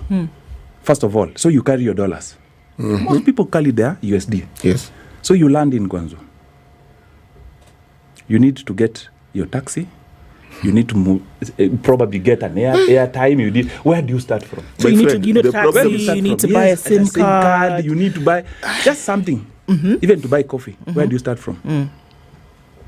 That anxious moment in the airport, confusion, everybody's just around. The first thing you'll either look around to see a forex bureau. Yes. Then when you go to that forex bureau, what is the exchange rate? Any what they tell bureau, you, exactly. Any forex what they bureau tell you in an airport is an extortionist scheme. Now we are talking. Okay. This is the conversation. Yes. Now you get there, you don't know how much you're supposed to, at the exchange rate, how much you're supposed to get. Even that cash to count sometimes is a problem. So these are the things we are trying to resolve. Now, you've gotten your cash. So you get into a taxi. They tell you the price. You give him all the money to choose even for some time for himself. To be sure. Yeah. That is what we are trying to resolve for our customers by bringing this. Let me ask the question. I like what you're saying. It makes sense. Anyway, I have a story, but forget the story. It makes perfect sense. When you offer such a product, do you also consider educating your clients as to this conversation you're having so that they understand it's good you have this card, but all habits die hard. I am one of those people who I like having cash on me. Yes. It makes sense. So you'll give me a card, I will very rarely use it, maybe if I go to a supermarket. But how then do I get it in my mind that this card is going to do everything for me? But in addition to that, how do I understand what I need to do when I get to the destination I'm going to? Can I be educated about that destination? Exactly. This is the journey we are starting by being here. Yes. This is why we are here, to educate our esteemed listeners, our customers, and the public in general, why we are doing this. And we are telling you, it's no longer how it used to be. Now there is a convenient way, a seamless way of doing. And that's where, as KCB, we build this innovative product with 11 currencies, as I mentioned. And I would want to go through them so that we can see we've covered some major routes in the country. Okay. So the first one is Kenya shillings, of course, in that card. The second one is the USD. The third one is GBP, that is sterling pounds. We have Japanese yen. We have Swiss franc, Australian dollar, Canadian dollar, Chinese yuan, South African rand.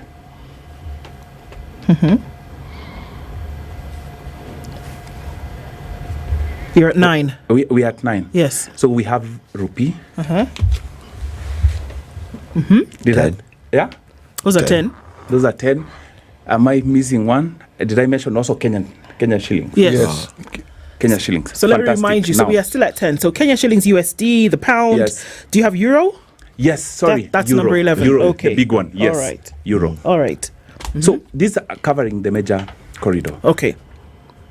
Once you get to this destination, you don't need to look for any money, the forex. You don't need to look for anything. That card city, you can pay basically with everything. Now going, yes. Does it? So take me back, right? So I get the card, right, and it has all these currencies. Yes. So let's say I load it up with Kenya shillings. Yes. Does it have separate wallets? So I need to put money into the euro, I need to put money into the USD, or do I just land wherever and put the card and it will automatically convert to euros, to shillings, to pounds, to rands, to whatever? How does it work? Fantastic. First of all, one of the benefit for this card is to take control of your forex exchange rate before you even leave the country. So what you do is actually you load your card before you leave the country. So this money you want to spend, yes, you put it in the card. In the card. Now, people probably, just to break it down, because not everybody is to our level of understanding of wallets. Basically, a wallet is a store of value. Yes. It's just like a bank account. Or for understanding even more better, it's just a mobile wallet, like the way we have M-Pesa. Those are stores of value. So what we have done is to create 11 stores of value that are distinct to every currency. So what you do, so you've come, I will take you through the process of application, but before that, you pick your currency, your card.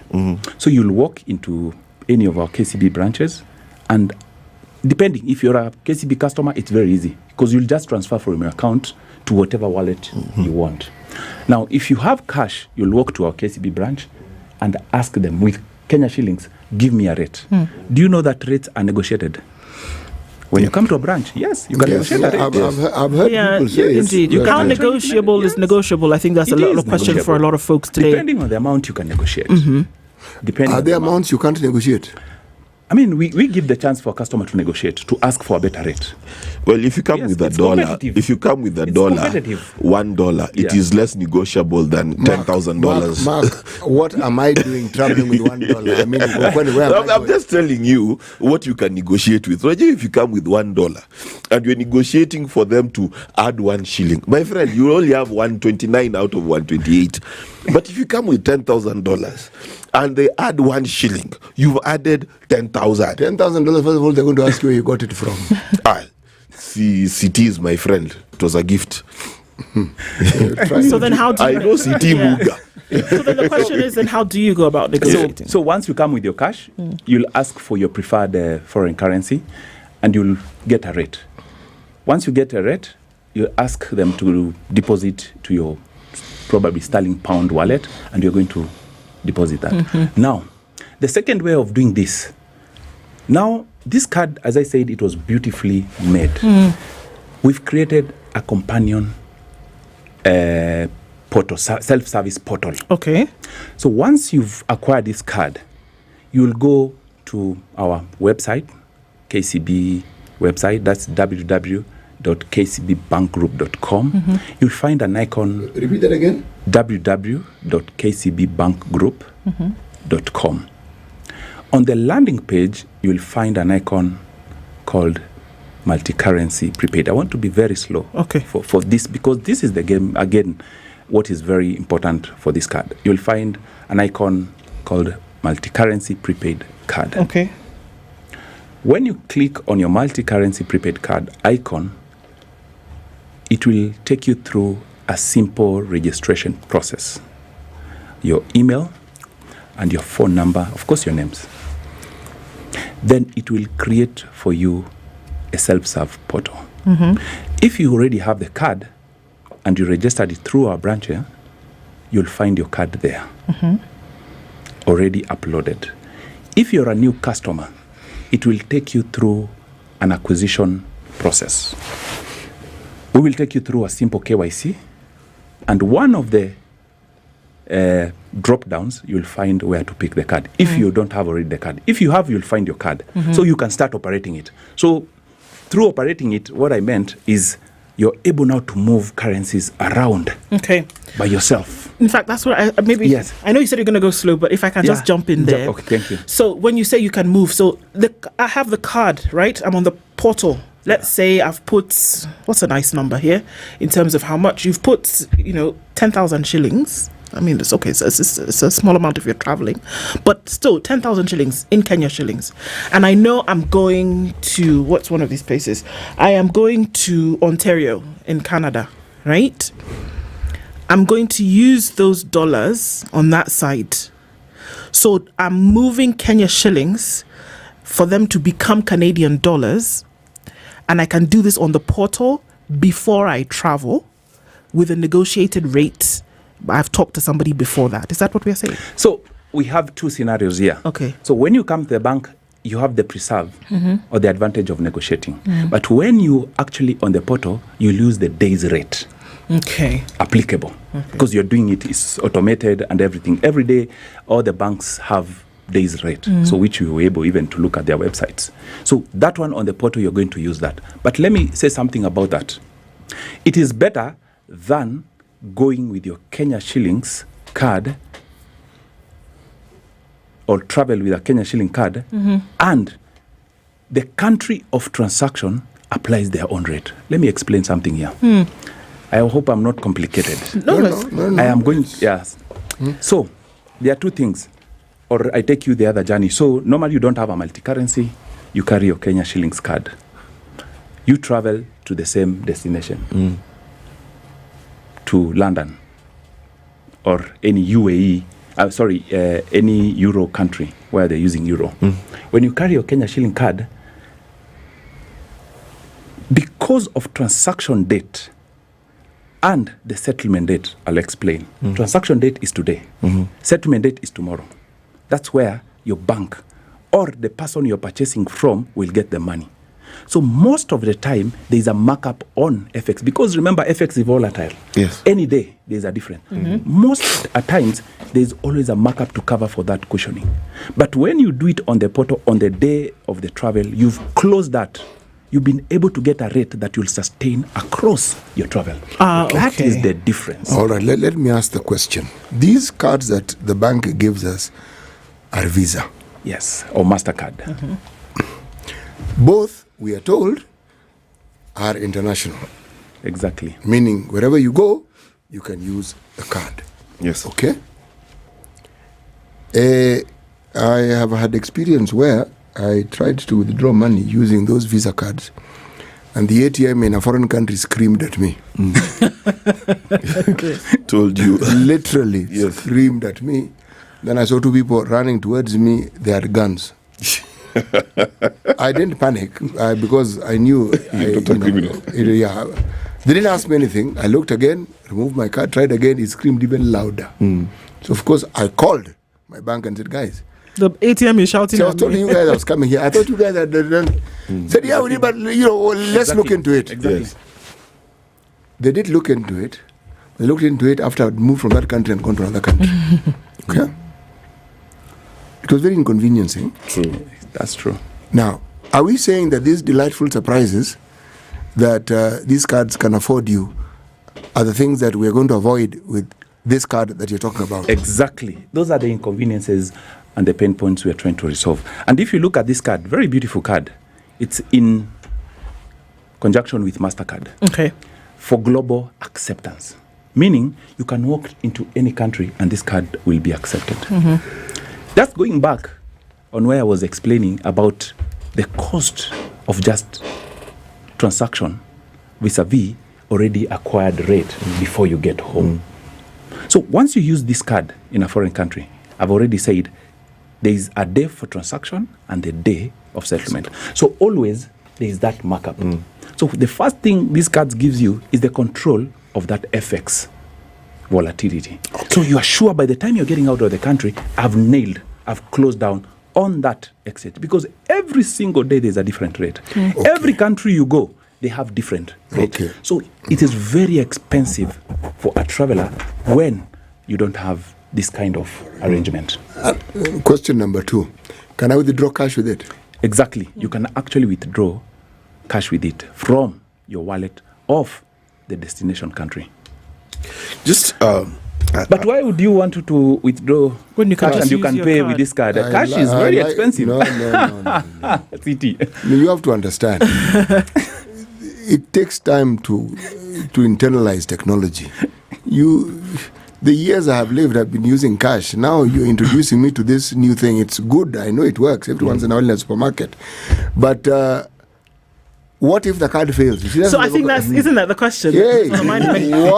What if this card... The assumption is that these 11 currencies are the countries where you're going, essentially, that everything that you would have to purchase or use, from your taxi to your little coffee that you're going to get before you get to your hotel, etc., wherever you're staying, that you can actually use your card to pay and that you don't have to withdraw cash. True or true? Exactly, okay. That is it. And I will try to convince City here that I personally, I don't know, I'm saying this because this is every day's work. Yeah. I have not touched cash for the past 3 years. You, Johnson, you? Yes, I've not touched cash for 3 years. Cash everywhere. Because the digitalization around cash and everywhere. Just feel how it feels.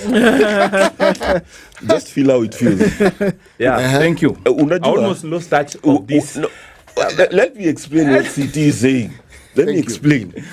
You know, when someone gives you cash, my friend, it smells nice, it feels nice. Yeah. These numbers on a screen, you don't get that emotional satisfaction. Johnson is trying to tell you to change your diet. Exactly. No, we are agreeing. Want to balance this diet. You see, that's why I ask, can you withdraw money? Because there are places, even in these so-called advanced places, where cash may help you. This is me thinking. Yes. What you're saying, I understand fully and agree, and I even understand the convenience. Good. And the multi-currency thing. My goodness, it is a wonderful, wonderful thing. So I guess the advantage here is that whereas you can use it for everything that you need to do, that you can also then withdraw the cash. Yeah, exactly. But for me, that's the only thing I'm saying. Why would we withdraw cash for what? To pay what, for example? But let me tell you. What example? First, fully, I agree with you. Yeah. But there's a principle. There's a principle that when you travel, okay, if you travel in a third world country, you need to have at least $100 with you in cash, right? Preferably in change form. Yes, just in case you need to rush to the airport and you're in Eritrea and that guy has decided to switch off the ATM the screens network. at you. Yes. Then when you're in a first world country, you need to have $200 to $300 on you in cash. It's a safety precaution. But the best part is this: that you do not need to carry cash from Nairobi. Right? Exactly. You get there, do your wallet thing, get your euros in Europe. You know, and you'll find the exchange rate better than what you get here. Exactly. And you've also fantastic. That's a very use case. Yes, we shall invoice you for ideas. Yes, thank you very much. The exchange rate is actually better. Yes, it is. It is, and honestly, it is the best way to transact when you're outside the country. Good. Okay. Yes. Let's take a break on that note and then remind folks that it's www.kcbbankgroup.com. And that's where you can get all this information from, and everybody's going to be able to tell you very clearly how you can navigate this.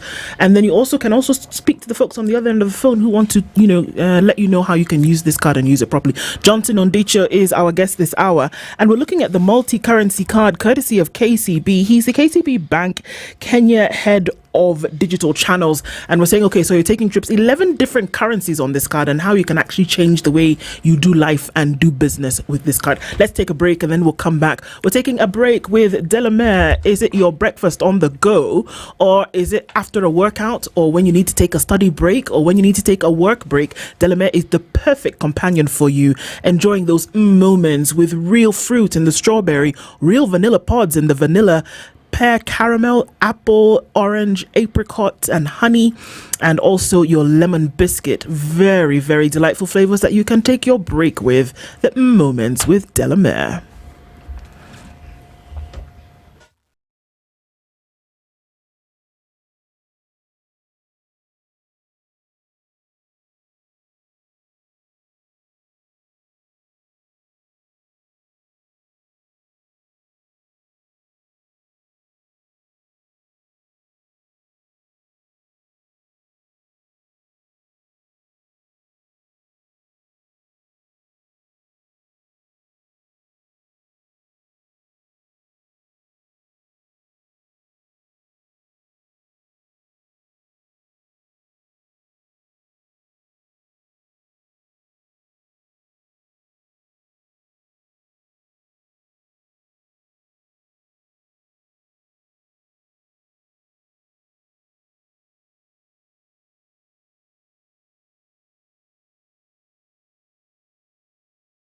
Some days just have you feeling, you know the ones. Very few aha moments. Just moments.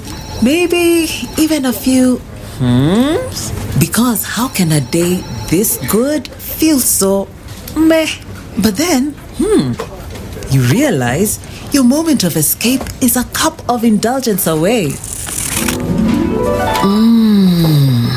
Delamere. Get lost in rich, creamy, flavorful bliss with every spoonful of Delamere real fruit yogurt. Indulge in the moment.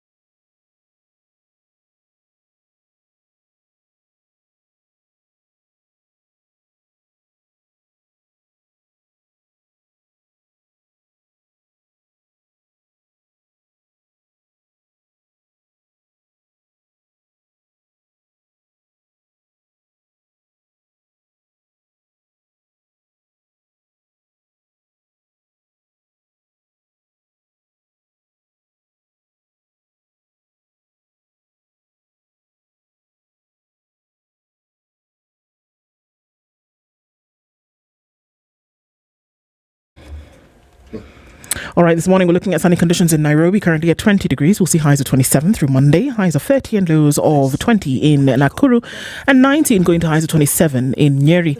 It's 20 and sunny in Eldoret with highs of 27, while at 30 it's sunny in Mombasa, going to highs of 33, Malindi at 30, and sunny will also see highs of 33. Kisumu sunny at 26 with highs of 33, while we'll see highs of 33 in a sunny Kakamega at 26. Kampala at 26, sunny conditions going to highs of 30, and we'll see highs of 33 in a mostly sunny Dar es Salaam at 29. Johannesburg at 21 is sunny, and Mogadishu at 29 sunny as well, with sunny conditions at 19 in Addis Ababa. It's partly sunny at 27 in Lagos, while Kinshasa is cloudy at 25. Beijing 5 degrees and sunny, while London at 4 degrees is cloudy. It's a rainy morning in Paris at 4 degrees and 1 degree and mostly cloudy in New York, coming into Monday, highs of 1 and lows of -3. Bank with us, bank on us.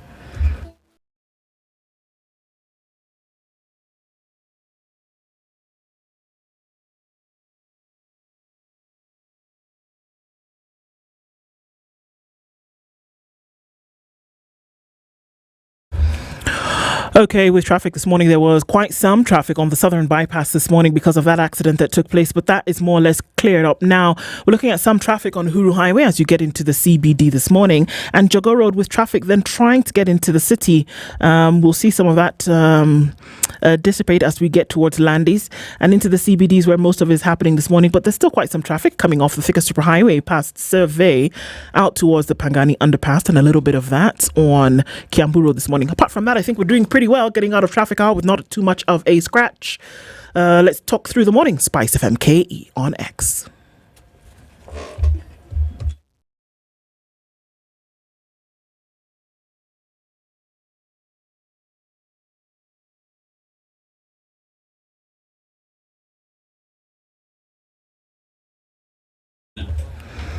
At 21 minutes to the top of the hour, we're talking this morning with Johnson on Dicho, and we're looking at the multi-currency card.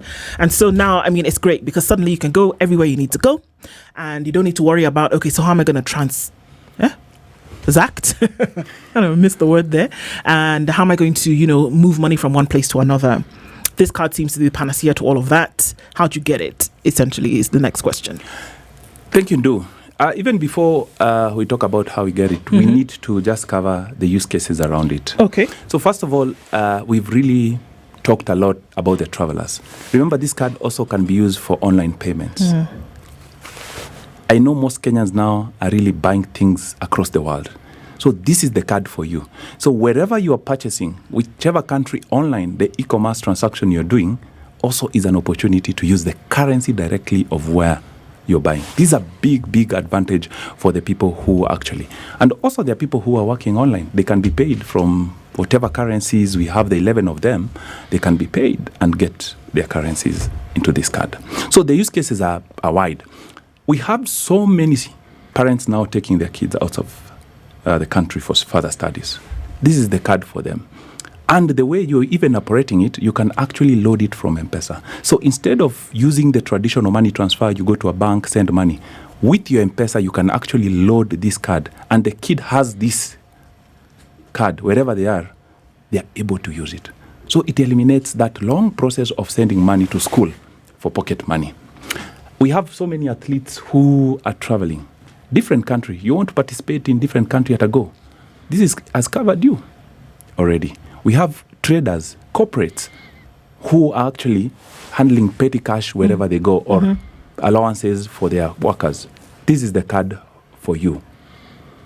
And especially talking about students. Yes. This has been a very emotional product for many students. How so? And parents. Let me explain something. CT.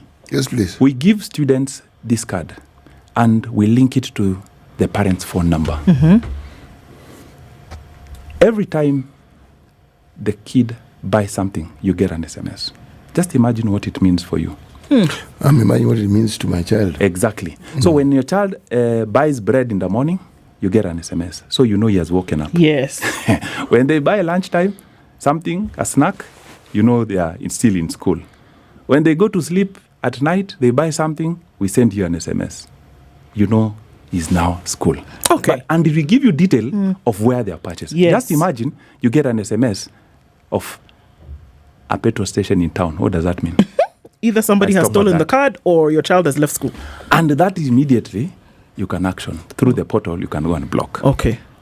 So this is what the utility around this card is just beyond the payment, but that satisfaction that is you're monitoring even the movement of your kid. Okay, so let me ask you this question. So my daughter, I know what you're talking about because my daughter has that card, right? And every time she makes a transaction, we know. So there's 200 shillings, whatever has been spent. So also the school that she's in, maybe at some point you will travel somewhere, maybe you'll leave the country.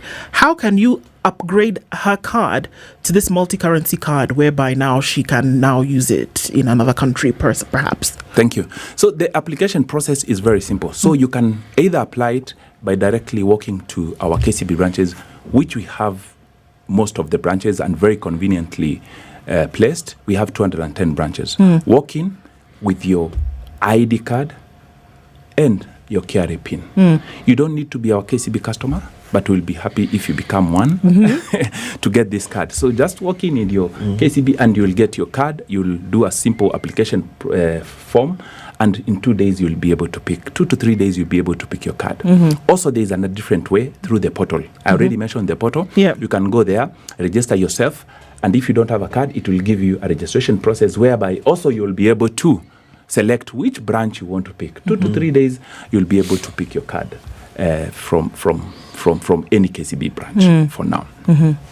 Okay, so folks are asking us again, which currencies that we're talking about. I can just run through those really quickly. So we're talking about, of course, Kenya shillings, US dollar, the pound, Japanese yen, Swiss franc, the Australian dollar, Canadian dollar, Chinese yen, the South African rand, the rupee, and the euro. So those are the current currencies on this particular card, right? Okay, so I mean, when we talk about this card, we talk about travel only. But now we're also getting into a world that I could be domiciled in Kenya, but maybe I'm doing all kinds of other things and I want to pay in a different currency. For example, I'm ordering something from wherever and I need to pay in Chinese yen. Yeah, that's why I said even it's not necessarily me physically traveling that needs to activate this card, but I can make payments, like with e-commerce being the thing. And even your Netflix, your streaming services for your music. We have so many people playing games around. There's a lot of e-commerce and the things we buy digitally. And this is the card for you. And I want to give a very good example for Netflix. Netflix is built on USD. Yes. But you put your Kenya shilling dollar. I mean your Kenya shilling card. This is an opportunity for you to get your multi-currency and put USD and pay it in USD. But you there's only save on that conversion.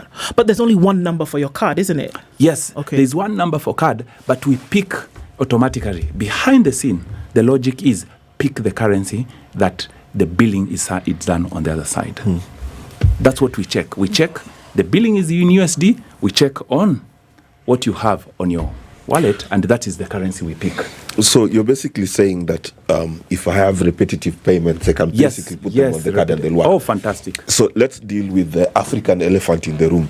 Where there's a place where Ndu comes from and where Proverbs comes from, where... Should I continue? Please continue.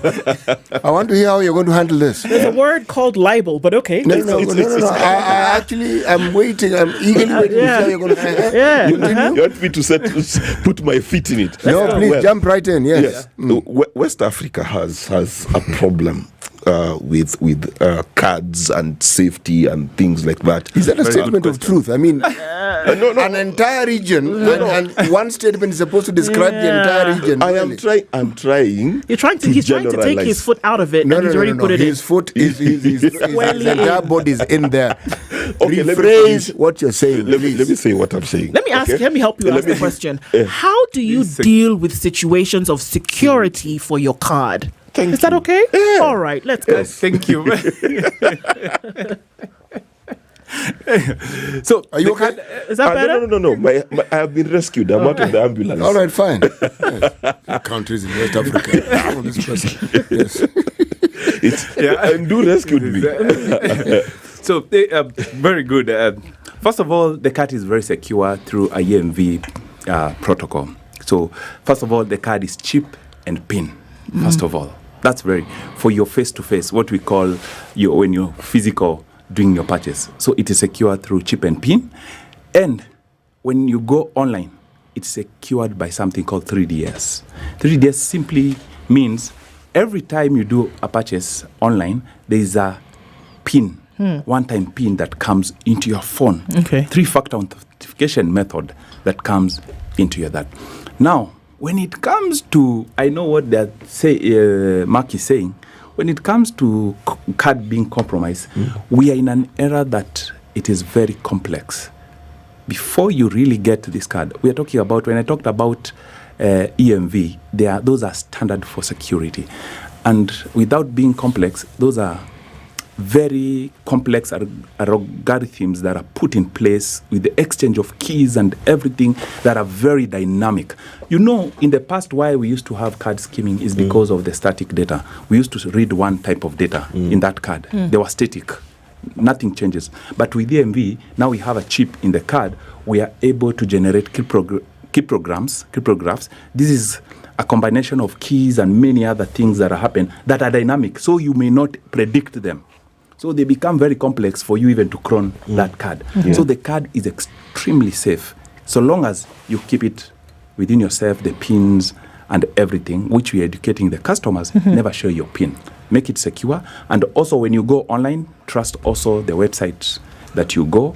Make sure the website are 3D secure so that you can get that one-time pin on your phone and you have it. So they are very secure. Another way that it is secure, it's because we have given you a companion app or portal whereby you can go in and be able to check what is happening with your card.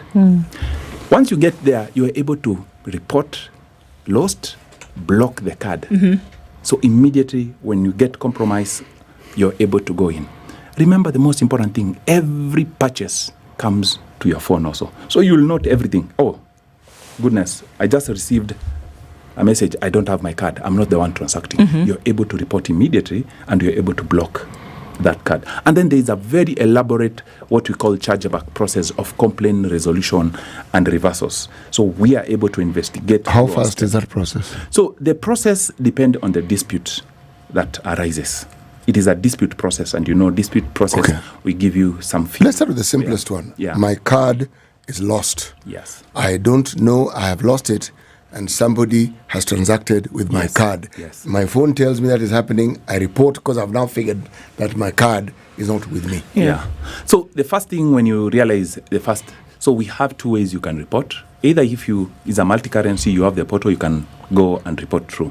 So we have a hotline number for KCB, our contact center. You can call also and just inform us that your card needs to be blocked, has been stolen.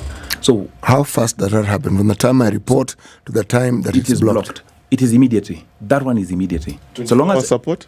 Yes, it's 24-hour support. Okay. Through our contact center, KCB contact center, it is 24, and it is immediately. If it has already been used, now this is where the dispute comes in. Yeah. For any transaction to happen currently, most of the time is chip and pin. How did your pin get compromised also? So that is what now the dispute process, it gets there. And of course, we support our customers through that dispute process. And remember, even the where you're buying, these merchants under certain rules in terms of protecting the card holder. So we will always see if there was something that happened, you'll always be refunded back. Where there was negligence, there was something that exposed the... So we don't need to fear technology city. It is well. But you see, if you lose your 1,000 shillings, that is done. But a card, we can be able to trace where it is. If and see how you can get your card. You cannot report your 1,000 shillings to the bank. To the bank. Oh, but then ulirudishia thawa yangu. Ulirudisha? Nilirudisha. Do we have... Me, I don't use card. No, these are the disputes city that you cannot resolve by calling them. Yeah, that's what I mean. And then, using card is free. I always tell people, using card is free for a customer. We have very expensive. Free. So, today you've put money in your card. You don't get charged. But any other payment method, there is a charge to transfer money to that, to transfer all the... Right. But a card today is free. Free. So how do you guys make your money if it's free? I mean, trade secrets? No, because there's always, whenever you're dealing with a financial institution, that's true. There are two conversations: costs and hidden revenue. Costs. Yeah, that is to I, who is the customer. So remember, the model of banking is deposit and deposit, transaction of fees, and everything. Yes, and you see, there is another side of a merchant. There's another side of a merchant. Again, not to sound complexity, the card business is a four-party model. Four-party model. So there is the issue of the card we call issuer. We have the processor, which is MasterCard and Visa. We had acquiring bank. Acquiring bank is the person accepting. Okay. Those you see the POSs, yes, or an e-commerce platform. And of course, those are the people within that. There are rules and a business model around it called interchange. So you compensate the issuer because the acquirer gets the money. It's getting the money. The money is getting the money. So there is a compensation model that happens there. So for customer, it is actually free because there is a compensation model within that third-party model. Okay. Yeah. So they make money. So but for customer, is free. Okay. Just for public awareness, if you have your statements, even for any payment platform you use, and you add up the cost of transaction and you take it over time, it is a significant amount of money, sometimes going upwards of 5% of your transaction costs. In fact, some of the most popular payment platforms, I shall not mention, so that City is happy. Not they're pointing at me, but some of the payment options that Kenyans use, if you look at your transaction cost versus what you're transacting, that cost is very prohibitive. Very prohibitive. Mark, So let to me ask you a question. Yes. If it's so offensive, why do you keep looking at it? After all, it's No, not like because your you're nose. looking for ways to save money, which is why I'm going to get this card, because if there are no transaction fees, then even locally, I'd rather transact through this. Okay. Yes. So there you made your case for it. So Johnson, is there some other times when you're applying for a card and you can actually have another user on your card, right? Especially for the case of children, you would give I think it's called a supplementary card, right? Yes. And they have access to that, of course, within, reason, whatever the case may be. Is there a possibility for that here as well? Exactly. Actually, if you look, this card, especially the multi-currency, is very popular with parents because you can be able to manage the funding, the uses, and the budget through this card. You're able to give, if you have 4 kids, 3 kids, 2 kids, you're able to apply for them, and all of them are tied to your profile. So you're able to fund them, monitor them from the same portal, from one place. Yes. You're able to actually monitor what they're doing for fund for them. You're able to just manage the budgeting around it. For me, that is the most important thing when it comes to this, especially in the parents. Okay. So, I mean, look, it's obviously taken a place where we were before, where you have to move from one place to another in order to get things done, and when you look at being able to have seamless transactions, also then being able to operate, around markets, how then do you say, well, where can we go? Where can you actually go with this beyond just, buying and selling and traveling? What would you imagine are the worlds that you can actually navigate through being able to use this card? First of all, we've just not started for this innovation. Remember, there are over 159 different currencies in the world. We're talking about 11, first of all. We still have a long way to go to cover this. I can't wait a day that we will be able to cover every single country with that. But we are going to continue adding more wallets. In the next few weeks, we should be probably at 15. In the next few months, we should continue adding more currency. And this is some of the things we are saying. We'll continue creating that convenience and just listening to our customers wherever they want to go. We will follow them. We'll create it.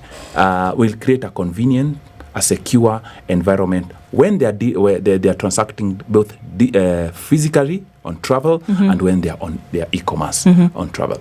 So, in terms of even innovation that we are talking about in the future, we are going to convert this physical card into digital card. I'll explain. Please do, because you're thinking about throwing CT for a loop. Yes. Now, CT, even I'll make it. I'll make the card holding it in your hand. Yes. In the next few months, I'm going to convert this card into digital card. It will be inside your phone, something called tokenization. So conversion of physical card into there. And you can use it without carrying it. With your phone, if you have Android phone, you're able to tap your phone on that pay machine, point, and you're going to have there. For you, our customers today who are there with our KCB app, they're able to do that with Android phones. We have tokenization. You just carry your phone in your card in your phone, you tap on your. So we will convert this also into that. Mbona una discriminate iPhone? CT. Mbona una discriminate iPhone? CT had a question, then I'll come to discrimination of iPhone. I don't know why people look for problems. Who told you to buy an iPhone? Well, probably I can answer him. iPhone, for now, because they have their own Apple. I know. It's the App Store that's a problem. App Store, close it down, but we hope soon enough they'll be in the country. But for now, Android. Another way we are going to do it, I'm going to convert all this card into something called wearables. Wearable. You see the ring I'm wearing on my thumb. This is a card. You see what I'm wearing on my wrist is a card. So you don't need to carry this card. You can wear. So if you have a beautiful wedding ring, I can convert it. We can convert it to a card. This is a wearable. Whatever I'm wearing on the hand, this wrist is a card. All these are cards. So that is where I'm going now. Very interesting. My friend CT. CT. We are still at the card. If we take this to CT's village, they will say it is witchcraft. Ushirikina. I don't know why this guy is transferring activities from his village to mine. It's called deflection. Bwana. This is unbelievable, really, that you can actually, you don't have to, because you lose the card, you don't know it is. Yeah. People have been saying, carrying a card. So I have solutions for them. So something you can carry it in your phone. If you also want it, because we love wearables, we are also converted into wearables. This is amazing stuff. Clear, very future that we are taking this proposition. Well, you can be sure that folks are going to be knocking on those doors even from today. I mean, it's been really, exciting to hear about some of the innovations that are coming out that just make business and the doing of it so much easier. So thank you for coming and sharing with us. And for sure, people will be knocking on your door. Johnson Ondicho is the KCB Bank Kenya head of digital channels. And we've been talking about the multi-currency card this morning. Really innovative, and being able to do business across board. So thank you for that. It's been really refreshing this morning. Thanks for starting off the week with us on Kenya's biggest conversation today. And we continue with these conversations, God willing, at 6 a.m. tomorrow. Good morning and have a wonderful Monday. Thank you.